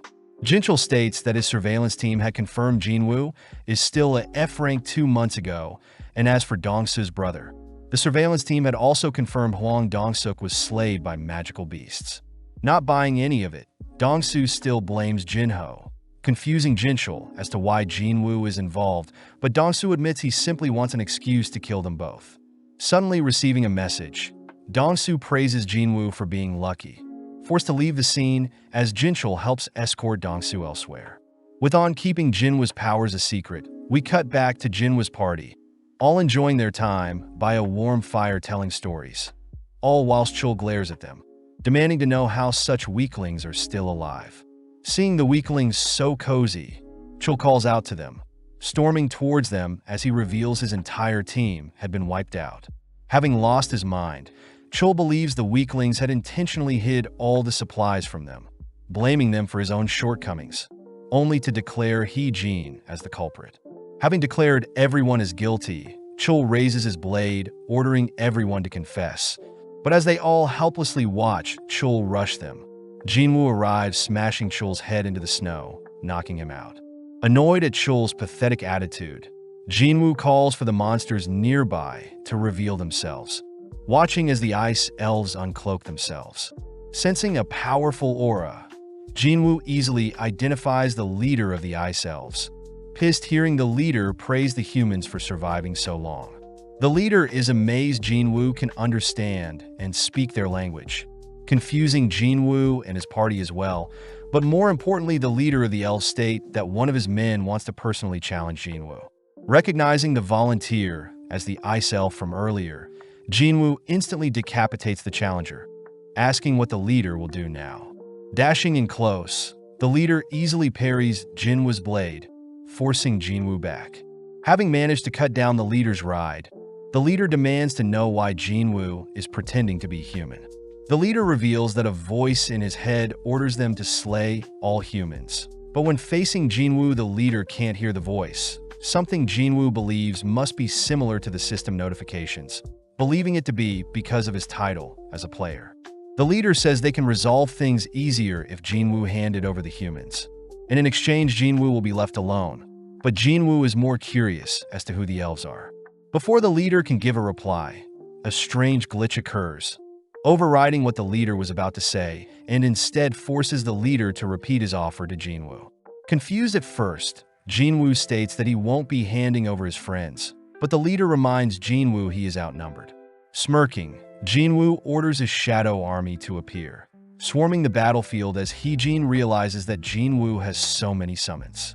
With the leader of the Ice Elves ordering his men to rush Jinwoo's shadow army, the Ice Elves begin to be overrun by Jinwoo's immortal army. Following Hee-jin and the others, we see them running for cover, forcing Jinwoo to slay several archers who have their bows drawn ready to shoot down the trio. Jinwoo notes how the leader is confident since his army of elves are very strong, easily fighting back and draining Jinwoo's mana. But to make things worse, the leader is someone Jinwoo knows is stronger than him. As the leader makes his way towards Jinwoo, Jinwoo fears it'll be a difficult fight, even with Igris by his side. racking his brain to obtain stronger soldiers to help him win.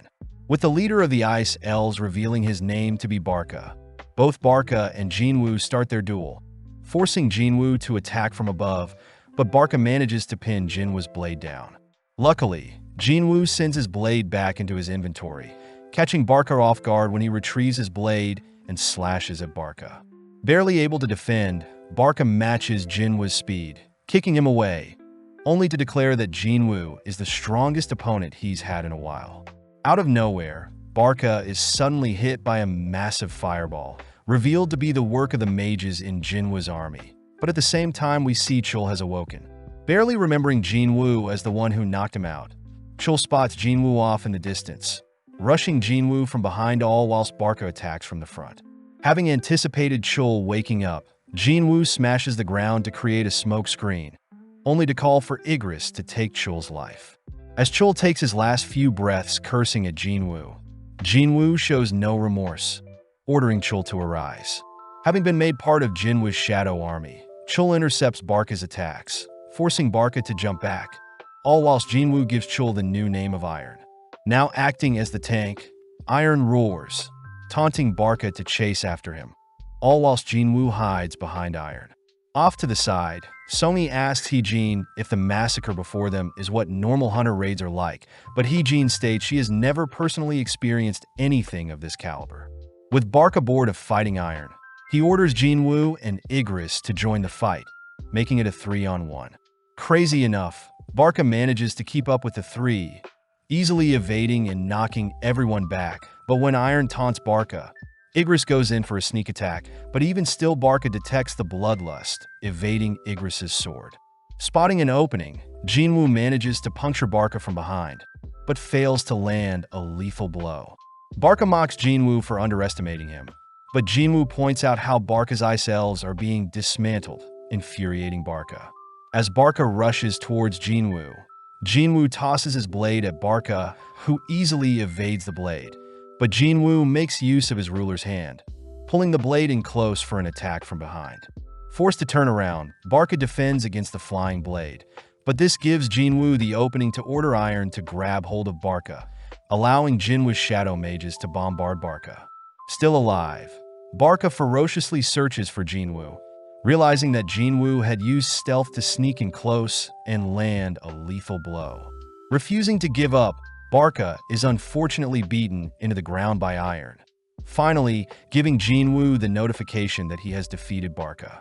Seeing Iron hammering away at Barca's corpse, Jinwoo orders Iron to hold back, but Iron takes the chance to celebrate a victory with the Shadow Mages.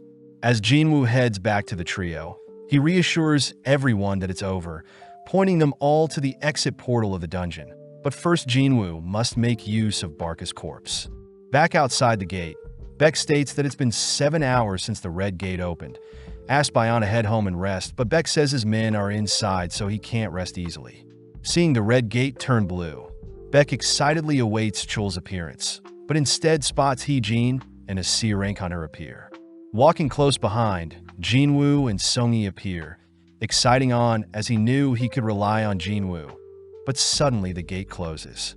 Beck wonders where the others are, confused as to why only the weakest survived, stopping Jinwoo as he has some questions. Brushing off Beck's request, Jinwoo asks for Beck to speak with his surviving guild members, but Beck reminds Jinwoo he is ordering Jinwoo to explain the situation. Sensing Beck's glare, Jinwoo glares back, reminding Beck that he should be grateful not every member of his guild had passed away, prompting Beck to back off, apologizing for being so unprofessional. As Jinwoo drives Songi home, Beck asks Heejin who Jinwoo is, learning that Jinwoo defeated the dungeon by himself, but suddenly acted strange towards the end. Beck orders On to recruit Jinwoo no matter what, cutting to Jinwoo who has just dropped Songi off, confused upon seeing Songi acting so shy. As Jinwoo drives home, he reveals that he had failed to turn Barca into a shadow soldier, believing Barca was way too strong. As Jinwoo freshens up, he notes how Chul was his third human kill, suddenly breaking character as Jaina calls him for dinner. The next morning, Jinwoo greets Jinho, once again weirded out by his gear, but nonetheless heads over to pick up Songi. Jinho is confused, seeing as Songi and Jinwoo are very close. But as Jinho reminds Jinwoo that Songi is still underage, the trio head off to their next mission. Within their next dungeon, Jinho is mesmerized by learning of Jinwoo's new shadow army, watching as they dispatch the dungeon monsters only to begin extracting the essence stones from said dungeon. With Jinho feeling useless, he's given some essence stones to cheer him up, but elsewhere we see several hunters quivering at the sight of a monster. As the hunters beg for their lives, the monster reveals itself to be human, asking how they can head home. Cutting to Jinwoo and Jinho, they celebrate the completion of their 19 dungeon raids as agreed upon. But Jinho mentions he still needs to pass a written exam to be considered an official guild master. Jinho wonders what Jinwoo will do next, hearing that Jinwoo will disappear for a while, but Jinho accuses Jinwoo of thinking he is weak. Seeing Jinho drunk, Jinwoo listens to Jinho reveal his rocky relationship with his older brother 10 years wiser than him, wishing that Jinwoo was his older brother instead. Seeing Jinho spill his heart out, Jinwoo says he'll treat Jinho like a little brother moving forward, continuing to shower Jinwoo with compliments. Elsewhere, the mysterious monster had revealed he was a hunter trapped in a dungeon for 10 years, and had managed to escape, resulting in him appearing in America. The men guarding him mention how the hunter only speaks Japanese, having asked SSS-RANK Dongsu to help with interrogations. But the guards do mention the monster's name to be Il-hwan Sung. Back with Jinwoo, he reassures Jaina that he'll be back in a week, piquing Jaina's interest as she accuses Jinwoo of running off with a lady friend. Having instead re-entered the S-Rank Demon Castle dungeon, Jinwoo thinks about how he was level 20 last time he entered, but now he's level 60, choosing to proceed deeper into the dungeon. Upon entering a hallway, Jinwoo is asked to gather 10,000 demon souls, declaring he'll decimate anything that prevents him from reaching his goal. Cutting to Jinho, he unveils his portfolio of dungeon raids, asking to personally take over his father's guild instead of his older brother, believing that Jinsung's methods of recruiting foreigners are too risky for their company. Jinho's father, Myung-han, locks on to Jinwoo, noting how Jinwoo had been present in news-heavy incidents along with being the leader of Jinho's recent dungeon raids. Myung-han questions if Jinho knows what he's doing, but Jinho reiterates he will be better suited to run their guild, prompting Myung-han to ask that Jinho secure Jinwoo as a member of their own guild before the White Tigers do. Following Jinwoo, he completes his quest, sad to see that he can't extract the souls of the slain demons due to their mana being contaminated. Upon receiving an entry permit to the next floor of the dungeon, Jinwoo begins making his way through the vast dungeon city towards the floor door, but gets tired calling for the leader of the Ice Bears to give him a ride. Seeing several monsters in his path, Jinwoo has his ride run them over, choosing to officially give the Ice Bear leader the new name of Tank. Following Cha, we see her flawlessly swimming to cool off, attracting the attention of other athletes, but Cha is more concerned about her recent chat with Choi. Cha had wondered why they kept their discovery of the flying ants a secret from the public, but Choi states the guild had ordered them to keep quiet, fearing mass panic would spread. With Jinwoo continuing to collect souls, he determines his current dungeon enemies to be around B rank. By using his ruler's hand to slay the intended targets, Jinwoo manages to proceed without issue, even leveling up his ruler's hand skill. As Jinwoo continues through the floors, he works through his resources, deducing that floor 100 will be his end goal, choosing to commit until his supplies run out, ultimately hitting his 10,000 soul target. Having made it to floor 50, Jinwoo runs into a demon boss, Avaricious Vulcan, lord of the lower floors. Seeing Vulcan's red title, Jinwoo calls his army to face off against Vulcan's minions. But first we cut to An and Heejin, who are disappointed to see Jinwoo is not home. An points out how suspicious it is for Jinwoo to suddenly disappear without any records of leaving the city. But at the same time, Jinwoo calls for his army to eradicate the enemy minions whilst he personally deals with Vulcan. With Igris taking charge, Jinwoo is glad he has more magical power to keep his shadow army alive, but gets annoyed seeing Vulcan not move an inch. Before Jinwoo can make the first move, Vulcan blinks before Jinwoo, choosing to swing his club towards Jinwoo, but luckily Jinwoo manages to evade. Retaliating with a punch of his own, Jinwoo sends Vulcan flying, but Vulcan suddenly roars, exuding the same skill as Cerberus. Seeing Vulcan increase his speed, Jinwoo cries for Iron to lend him his shield, choosing to stay on the defense as Vulcan unleashes a barrage of smashes. Freaked out by how such a large monster can be so quick, Jinwoo spots an opening, choosing to toss his shield as a distraction only to flank Vulcan from behind. Surprisingly, Vulcan reads Jinwoo's movements, intercepting Jinwoo with his club, but Jinwoo makes use of his ruler's hand to push himself away from the point of impact.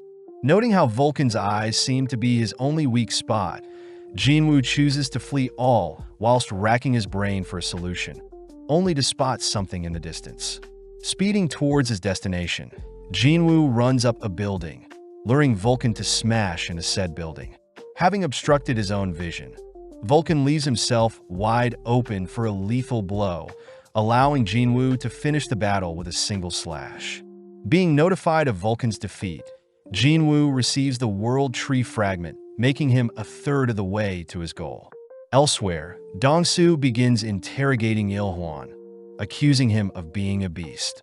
When Ilhwan offers to take a DNA test to prove he is a human, Dongsu changes topics, annoyed to hear Ilhwan ask about humanity's knowledge of dungeons and magical beasts. Ilhwan alludes to a powerful force that has recently awakened, a catastrophe that not even an army of hunters can take on. But Dongsu simply ignores Ilhwan's warning. Reading through Ilhwan's documents, Dongsu smirks, asking about Ilhwan's family. When Ilhwan mentions that his son is Sung Jinwoo, he demands to know why Dongsu is smirking, preparing to brawl as he hears Dongsu declare that Jinwoo is dead. Back with Jinwoo, his army marches towards an undead leader of the 75th floor, catching the boss off guard as Jinwoo sneaks up from behind and ends their battle. With Jinwoo notified of the Guide of Souls, Midas's death, we cut back to the aftermath of Dongsu and Ilhwan's battle. Agents on the scene know that S-Rank's fighting can change their surrounding landscape, but for this particular case, Dongsu had been massacred without him having any opening to retaliate. With Jinwoo realizing that he has finally run out of food, he states that he has 25 floors left to go, choosing to equip an earring he obtained on floor 50 and the necklace he got from floor 75. Seeing as his third slot is empty, Jinwoo wonders what floor 100 will give him. Taking out the sphere of avarice he acquired, Jinwoo says he personally can't use the sphere, but one of his shadow soldiers definitely can.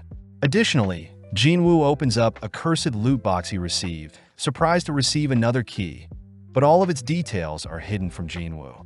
Not too focused on this new key, Jinwoo states that he had acquired the World Tree Fragment on floor 50 and the Echo Forest Spring Water from floor 75, declaring that the next time he comes back he'll achieve his goal and ensure his mother wakes up.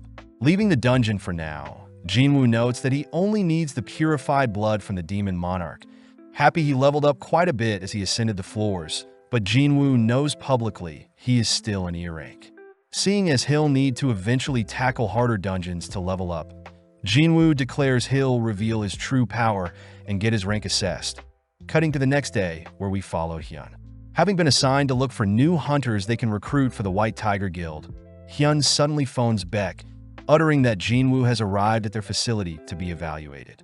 With Beck rushing over to meet them, we follow Jinwoo waiting to be assessed, overhearing some other hunters fearing they won't be a strong enough hunter to provide for their wife and child. The men also mention how a D rank or greater will get them scouted by most guilds, something Jinwoo smiles at, knowing he was one of the unlucky E ranks in the past.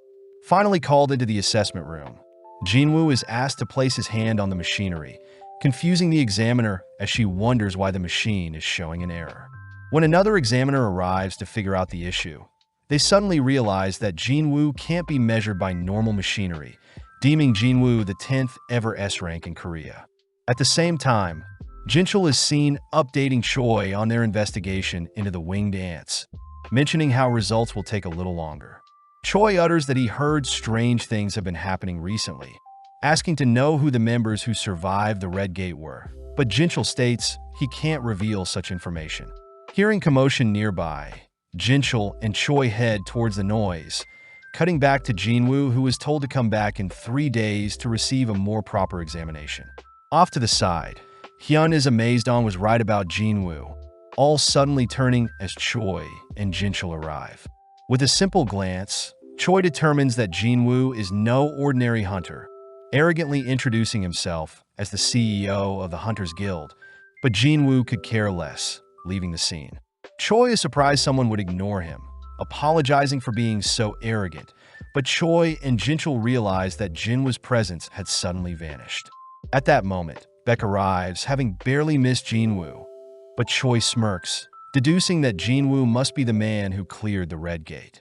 Without batting an eye, Choi leaves as well, annoying Beck as Choi now has his sights on recruiting Jinwoo as well.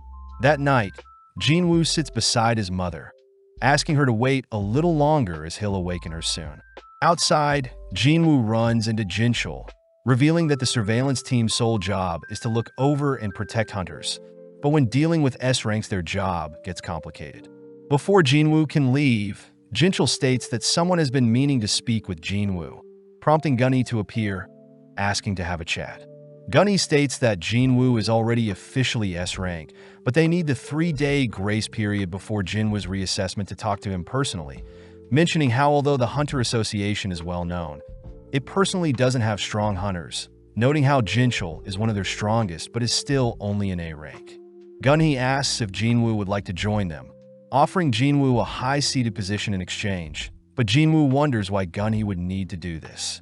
Gunny mentions how the 5 great guilds are currently at a stalemate in terms of power and influence, but with Jinwoo now added to the picture, Jinwoo would surely tip the scales if he were to join any of the top 5 guilds. Gunny reveals if Jinwoo were to join the Hunter Association, there would still be balance, beckoning Jinwoo with a future promotion to chairman of the Hunter Association, but Jinwoo takes some time to think. Jinwoo knows that the offer Gunny is giving him will set him up for life, amazed that Gunny himself is also a retired S-rank, but was the very first S-rank to awaken in their country, being over 80 years old, but still is on par with Jinwoo's current strength. Taking a deep breath, Jinwoo refuses Gunny's offer, confusing Gunny as he wonders if Jinwoo wants more money. Jinwoo declares that he belongs in the dungeon, surprising Gunny as he knows Jinwoo isn't lying, suddenly feeling inspired to fight alongside Jinwoo if it weren't for his old body. With Jinwoo taking his leave, Gunny utters that an S-rank healer couldn't even heal his declining body, asking Jinchul to clear up his schedule as he wants to treasure the moment a little longer. The next day, we follow Dong-soo, who has finally awoken, demanding to know why the deputy chief is here. The deputy asks if Dong-soo considers Il-hwan a monster, something Dong-soo doesn't deny, prompting the deputy to leave, uttering that they're trying to track Il-hwan down. Now left alone, Dong-soo is reminded of Il-hwan's threat to never touch Jinwoo or his family, pissing Dong-soo off as he declares he'll get his revenge as long as he has an artifact. Apparently, artifacts are items that can't be conventionally crafted and can only be found in dungeons or online through auctions. At the same time, Jinwoo gets stressed seeing the absurd pricing of online auctions, stating that he needs the best gear before he takes on the remainder of the Demon Castle, wondering if he should sell his Sphere of Avarice. Jinwoo does note how most artifacts give a 20 to 30% increase, whereas the Sphere of Avarice doubles, a massive increase that will surely sell for a high price. Jinwoo knows that his past dungeon records would draw suspicion as to how an E-rank like him acquired such a valuable item, searching online only to see the Hunters Guild are recruiting minors. Cutting over to Jinchul, he shows off Jinwoo's profile for the past 4 years, impressing Gunny as Jinwoo has been providing for his family all whilst forced to endure the hardships of being an E-rank hunter. Jinchul adds that Jinwoo had recently joined the Hunters Guild, upsetting Gunny as he thought more highly of Jinwoo, but is surprised Jinwoo joined as a minor. Having arrived on site, Jinwoo is given the rundown by the mining team's boss, asking Jinwoo to relax as it's still his first day. Jinwoo knows that higher-tier dungeon raids consist of an initial strike team and a mining team, with the miners solely specializing on retrieving the dungeon's mana crystals. Peeking inside the dungeon, we see Choi and his strike team encountering strange monsters, forcing Choi to take center stage as he unleashes a devastating beam of fire. As Choi's fire weaves throughout the dungeon, it suddenly returns towards Choi, prompting his team's tanks to block the incoming fire. Seeing no use for the burn-up monster corpses, Choi and his party leave the dungeon for now, leaving the boss alive to keep the dungeon open for the miners. Jinwoo is amazed that Choi's strike team easily worked their way through an A-rank dungeon without casualties, suddenly spotting the vice captain beside Choi, Cha-hae the dancer. With Jinwoo assessing Cha's aura, Cha suddenly turns in Jinwoo's direction, having detected the presence of someone as powerful as Gunhee, but fails to identify who it was. As Jinwoo and the miners begin their work extracting and retrieving the dungeon's resources, Jinwoo gets curious as to what an A-rank dungeon boss looks like, sensing the boss's aura to be stronger than Vulcan and Métis from the Demon Castle. Seeing as this will be his first time facing off against an A-rank boss, Jinwoo gets annoyed hearing others gossiping about his E-rank. Nonetheless, Jinwoo decides to blend in for now, glaring at another worker when they try to boss him around. Working hard, Jinwoo terrifies other miners, all grateful that a hard-working man like Jinwoo is with them, all deciding to go on their lunch break whilst Jinwoo remains behind. Now alone, Jinwoo sprints towards the boss's location, encountering a set of gates that teases Jinwoo, eager to try out his new strength on the boss. As Jinwoo equips his daggers, Jinwoo suddenly hears Cha call out to him, demanding to know what Jinwoo is doing. Frozen in place, Jinwoo smirks, gripping his dagger, scolding himself for letting his greed cloud his judgment. Cha asks again what Jinwoo is doing, hearing that Jinwoo simply got lost and is part of the mining team, but Jinwoo is more impressed he couldn't detect Cha until she spoke up. Cha wonders if she was misseeing a weapon in Jinwoo's hand, but nonetheless allows Jinwoo to leave, reminding Jinwoo something horrible could have happened if he took on the boss alone. But as Jinwoo passes Cha, she orders Jinwoo to stop, realizing Jinwoo doesn't stink like other hunters do. Inspecting Jinwoo's ID, Cha makes note of Sung Jinwoo at E-rank, letting Jinwoo go as she wonders why Jinwoo smells so good. Having rejoined the other miners, they learn of Jinwoo meeting Cha, all jealous since Cha is someone to be admired from a distance, being young but constantly patrols around the boss room to keep miners safe. The miners also reveal that Cha is sensitive to the smells of hunters, hence the handkerchief she always carries, something Jinwoo brushes off once again as having the player title, curious as to what the title truly means. Having wrapped up before sundown, the boss thanks Jinwoo for working so hard, handing him his payment for a hard day's work. Seeing the opportunity, the boss asks if Jinwoo would permanently work for him, but Jinwoo rejects the offer, having only needed to make some quick cash. The boss still asks Jinwoo to work one more day, uttering that tomorrow they'll have to tackle an A-rank and a C-rank dungeon on the same day, amazing Jinwoo as most guilds couldn't organize such a thing. Seeing as Jinwoo has already made a decent chunk of change, he agrees to continue working, learning that there will be 2 separate strike teams for each dungeon. Pleased to hear he'll be paid extra for coming in. That night, Cha asks for more information on Jinwoo, surprised to hear that CEO Choi had also requested information on the E-rank hunter, but sadly the association keeps hunters' details private. Laying in her bed, Cha notes how strange it is for an E-rank to have the attention of Choi, coupled with the fact that Jinwoo is the first hunter that doesn't smell. The next day, Jinwoo heads to the first site, reminded of the warm feeling when greeting old friends. Heading straight to work, Jinwoo smashes out their mining task, stopping for a well-earned break as they need to prepare for the A-rank dungeon.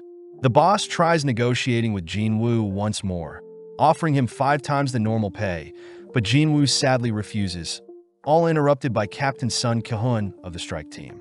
Ki-hun reveals one of their carriers didn't show, asking for a miner to act as a carrier, stating that any volunteers will get hazard pay, but no one is willing to risk their life.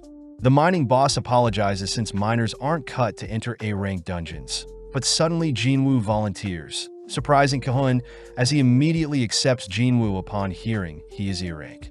Standing before the gate, Jinwoo is amazed that a secondary strike team houses 6 A ranks and 3 B ranks, a team with no S ranks but overall a force to be reckoned with. With the strike team entering the dungeon, Jinwoo immediately notices the low magic in the air, giving him a strange feeling. Seeing Jinwoo glancing around, Han Semi, an A-rank healer, reassures Jinwoo that Ki-hun is a very competent leader, someone who is fit to serve in Choi's place.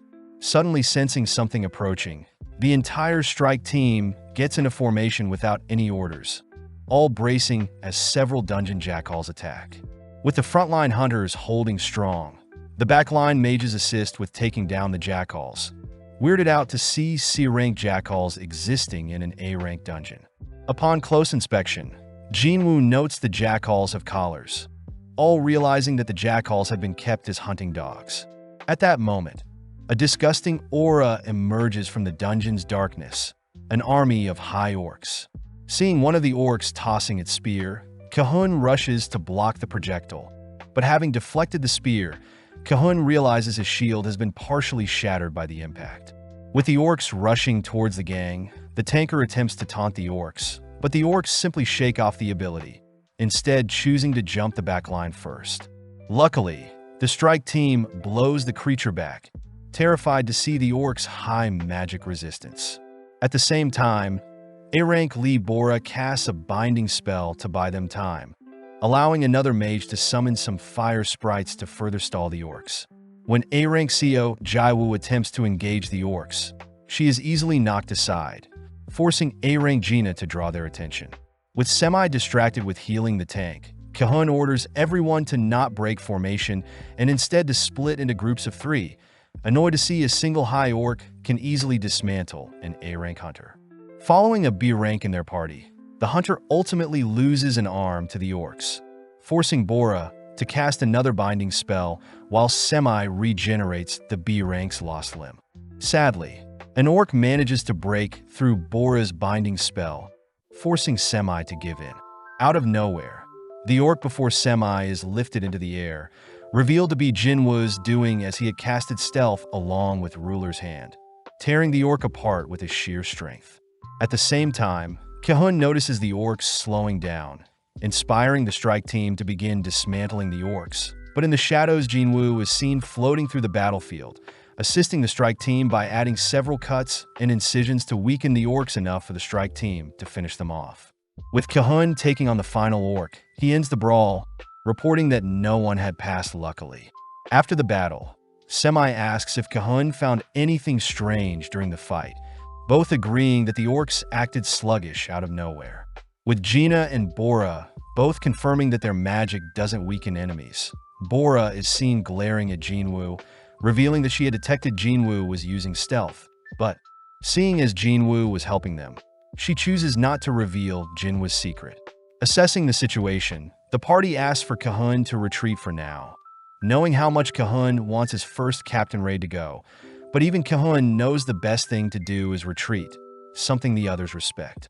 Returning to the portal, the gang are mortified to see a powerful barrier blocking their exit, prompting Bora to begin dispelling the magic. At that moment, a potent aura can be detected deeper within the dungeon, all knowing that it belongs to a powerful dungeon boss. With the party's 3 mages rushing to dispel the barrier, they all begin coughing up blood as Bora reveals the barrier spell is cursed magic and would require holy magic to dispel. Turning around, the gang spots an even greater horde of high orcs standing in wait. Seeing a high orc approaching them, Kahun matches its movements, courageously standing before the orc as the orc roars. Beginning to act strange, the orc twitches, suddenly speaking human language as it transmits the dungeon boss's words, introducing themselves as Kargalgan. With Kahun confirming that Kargalgan is the one who placed the curse barrier and is the strongest in the dungeon, Kargalgan asks if the gang would like to meet him or if they'll be slaughtered where they stand. Seeing no other option, Kahun states they'll meet Kargalgan, prompting the orcs to turn and begin leaving. Staying back for a bit, Kahun states that they'll all strike the dungeon boss the moment they see it, asking Jinwoo to flee as their main objective is to ensure the orcs don't leave this dungeon. Semi takes the chance to hand Jinwoo her will, asking Jinwoo to give it to her family when she passes, but Jinwoo can't help but feel the familiar despair he once felt in the double dungeon. Outside the gate, Cha is seen looking around for Jinwoo, learning from the mining boss that Jinwoo had taken part as a carrier for the strike team today. With the gang guided into a massive throne room, they all stiffen up seeing the hundreds of high orcs crowded around them. Standing before Kargalgan, The gang spot 4 other orcs next to Calvigan, watching as Calvigan shows off a disgusting grin, greeting the human worms before it. Back outside the gate, Chow wonders why an E-rank like Jinwoo is risking his life as a porter, but having remembered Jinwoo standing before the boss room yesterday, Chow reasons she should check things inside. Needing a weapon, Chow refuses to bring pickaxe, seeing as it'll be useless, only to embarrassingly accept the weapon, seeing as it's better than nothing. Cutting to Jinwoo, he notices the swarm of orcs roaring gleefully, something that terrifies the strike team, as these orcs could cause massive issues if let outside the dungeon. The gang also take note of the 4 menacing orcs beside the boss, all watching as Calvigan silences the room with a wave of his hand, reminding Cahun that their #1 priority is to close the gate no matter what. Speaking up, Calvigan asks if the humans fear it, emitting a potent aura that terrifies the strike team, all trembling at the monster before them. Cahun demands to know why Calvigan wanted to see them, all mortified upon hearing that Calvigan plans to play with them, wanting to torture them slowly to entertain his orc army. Pissed, Cahun knows that they'll be discarded, wanting to at least go down fighting, but Calvigan spots something unique about Jinwoo. Rallying the team, Cahun orders his team to attack Calvigan, but upon seeing everyone frozen in fear, Cahun chooses to rush the boss himself. Sadly, Calvigan casts him a protection, easily halting Cahun's advances, only to cast gravitational magic on Cahun. With a wave of his finger, Calvigan sends Cahun flying into the ceiling, only to smash him into the ground, all whilst the gang helplessly watches. Having seen enough, Jinwoo catches Cahun, placing him down gently, only to offer to help. Sensing an orc prepare to toss its axe at him from behind, Jinwoo makes use of his ruler's hand to send the orc flying into the ceiling, only to ask that Cahun relinquish the dungeon to him, something Cahun has no choice but to do. Calvigan is pissed he's being ignored, attempting to scare Jinwoo with his aura, but Jinwoo simply flexes his own strength, calling for his shadow army to appear. With Jinwoo declaring he'll slay Calvigan, we cut outside where Jinchul has arrived on the scene, wanting to investigate the reason Jinwoo had chosen to become a miner for 2 days. Jinchul asks the miners on the scene where Jinwoo is, noticing another miner is frightened of Jinwoo, wondering what Jinwoo did to the man. Regardless, Jinchul calms everyone down by asking them to watch the news tomorrow, stating that it'll explain the strange air around Sung Jinwoo. Before Jinchul enters the gate, he hears that Cha is also in the dungeon, suddenly sensing a dense power appear from the dungeon, ordering his men to assess the magic power of the dungeon. Having entered the dungeon, Cha comes upon the slain orcs, getting serious as she too had sensed the dungeon boss's aura. Back with Jinwoo, he is mocked by Calvigan for having such weak soldiers, but Jinwoo warns Calvigan to not underestimate him, immediately unveiling his monarch's domain. Having obtained the skill after reaching floor 70 in the Demon Castle, Jinwoo empowers his shadow army, terrifying the strike team as they wonder if Jinwoo is human. As Calvigan orders his army to attack, Iron is seen taunting the orcs, but when the taunt skill doesn't work, Iron spins his axe, slashing and slaying the approaching orcs. At the same time, Igris shreds the orcs rushing him, followed by Jinwoo monstrously carving and hacking away at the orc swarm. Attack patterns the strike team notes resembles Cha's. Assessing the situation, Jinwoo knows that his shadow infantry are around B rank, meaning they perish 4 to 5 times before they can slay a single orc. But before Jinwoo can think of a way to make his soldiers stronger, Calvigan casts him of the Fire Dragon, eradicating a fraction of Jinwoo's army. Seeing Calvigan acting almighty, Jinwoo simply resurrects his fallen army, watching as Calvigan uses his barrier spell to blow Jinwoo back, following up by casting simultaneous gravity and fire spells to drain Jinwoo's mana. As the strike team runs for cover, Jinwoo realizes that Calvigan is keeping him at a distance with his long-range magic, but outside the gate we see Jinchul order for backup upon learning that the dungeon gate is close to an S-rank dungeon rather than an A rank. Seeing Calvigan already declaring that he's won, Jinwoo watches as his mana bar is drained, but Jinwoo simply refuels with a mana potion, showing off his skills as a necromancer as he revives the slain orcs, adding them to his shadow army. Hearing Jinwoo declaring himself as a necromancer, Calvigan begins to bug out, attempting to utter some words, but the voice in his head reminds him to only hunt down humans and do nothing else. Listening to the voice, Calvigan orders his 4 menacing-looking orc captains to join the battle. Cutting over to Choi, he receives news of the mistaken S-rank dungeon assigned to Kahun. Fearing that a dungeon break will cause a similar scene to the dungeon break on Jeju Island, Choi asks for all A-rank and above hunters to gather, fearing that he'll have to swallow his pride and ask for help from neighboring guilds. Back in the dungeon, Iron is seen taking on one of the orc captains, easily decapitating it. Following up, Igris chooses to take on 2 of the orc captains, managing to take one out by tossing away his blade, easily retrieving it with his ruler's hand, distracting the second captain only to allow Tank to come in for a sneak attack. Jinwoo is amazed the tides are turning in his favor, inspiring the strike team to want to help out, but instantly, the strike members are paralyzed by Calvigan, who asks that outsiders not interfere.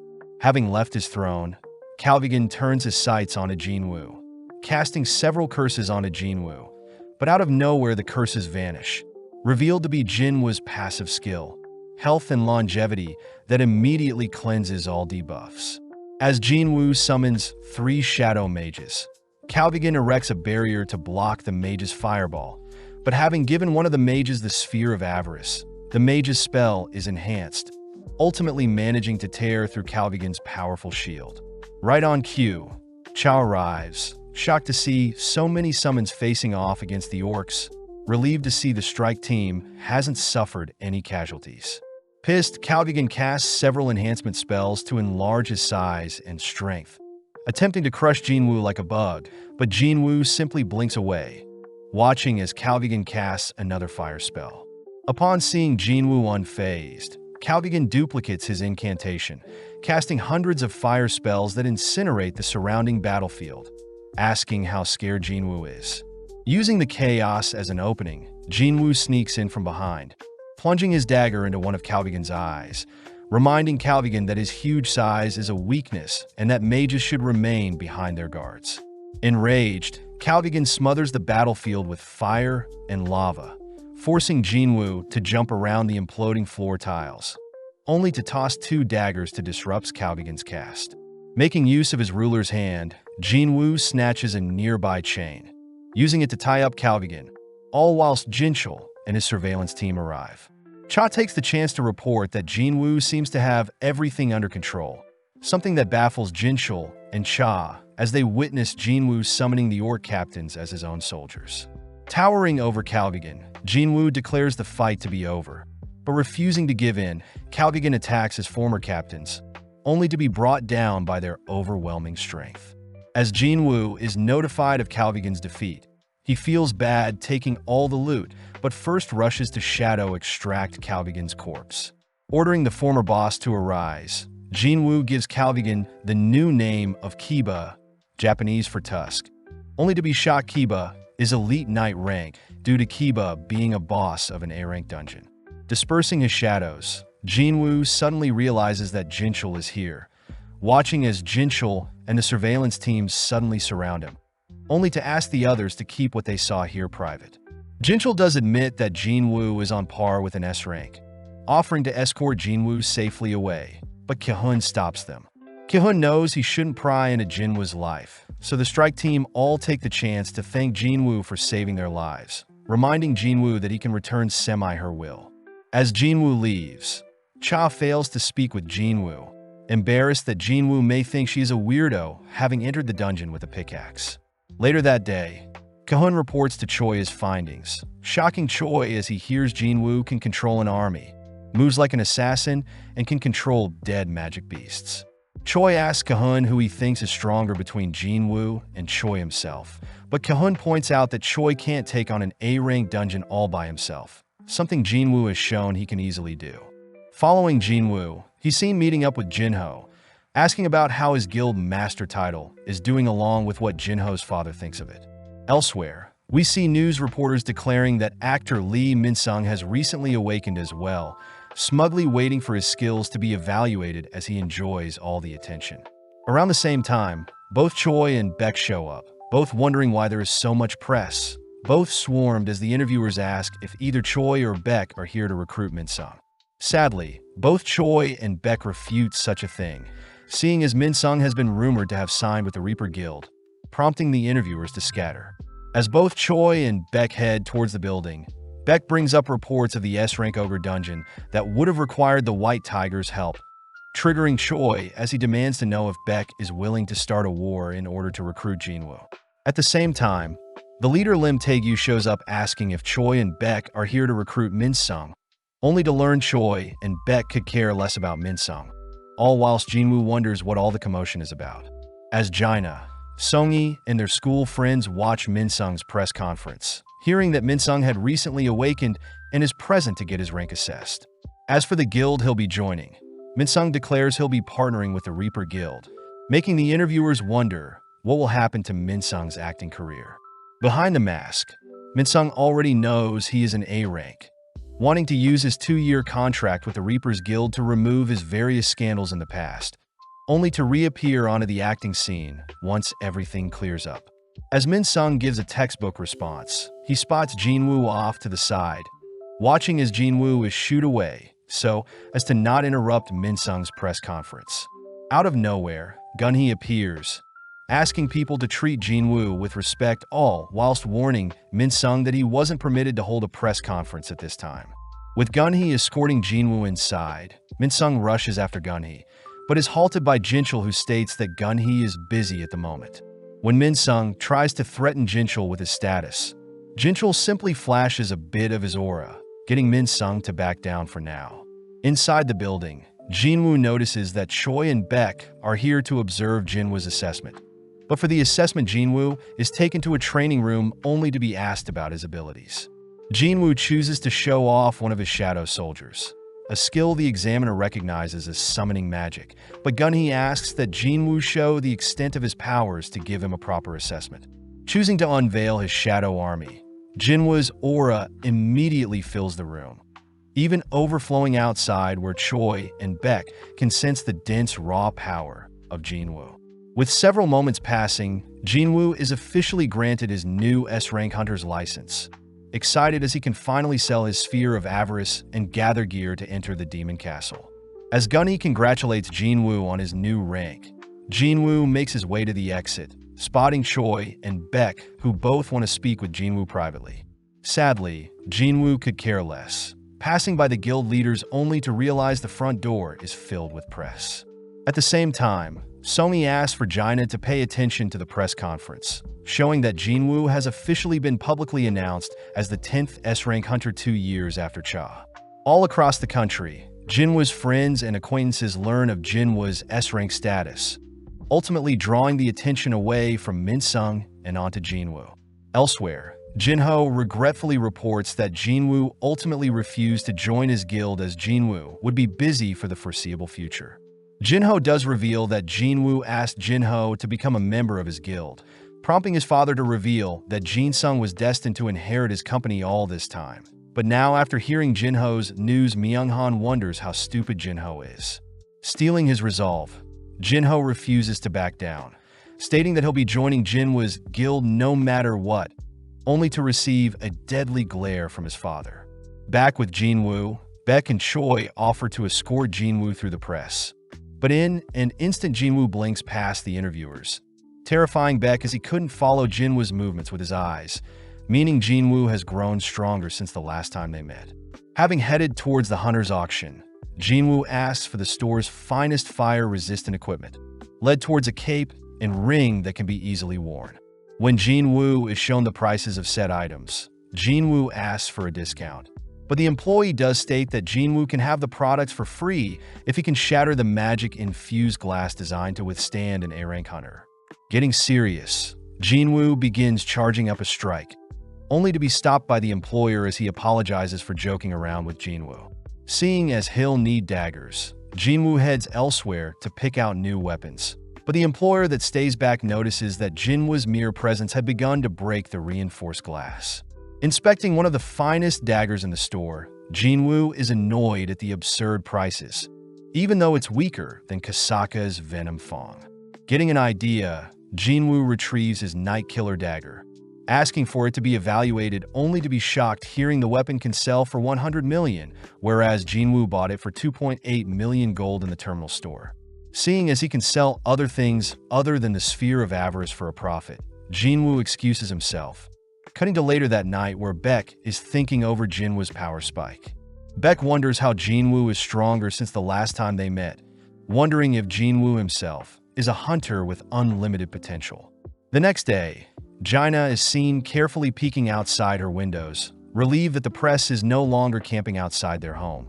But Jinwoo says the association must have scared them off. Jinwoo takes the chance to tell Jaina he'll be gone for another week starting tomorrow, suddenly answering the door only to see Jinho greet them.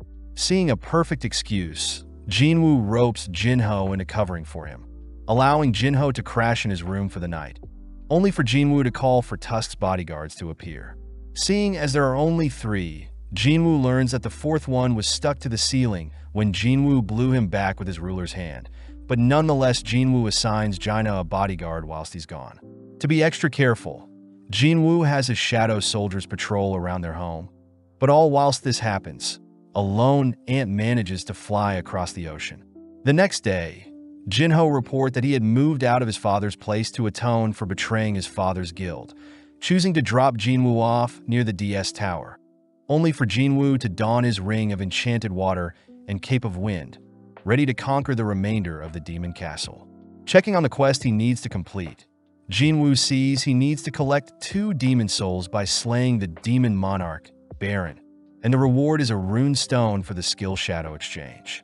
Excited and more motivated than ever, Jinwoo heads to the 75th floor, only for us to cut to Jinho's father and mother, both discussing Jinho's sudden disappearance only for Myung-han to suddenly collapse. Back with Jinwoo, he spots a massive demon roaming his current floor, calling for Tusk to appear, all whilst handing Tusk the Sphere of Avarice.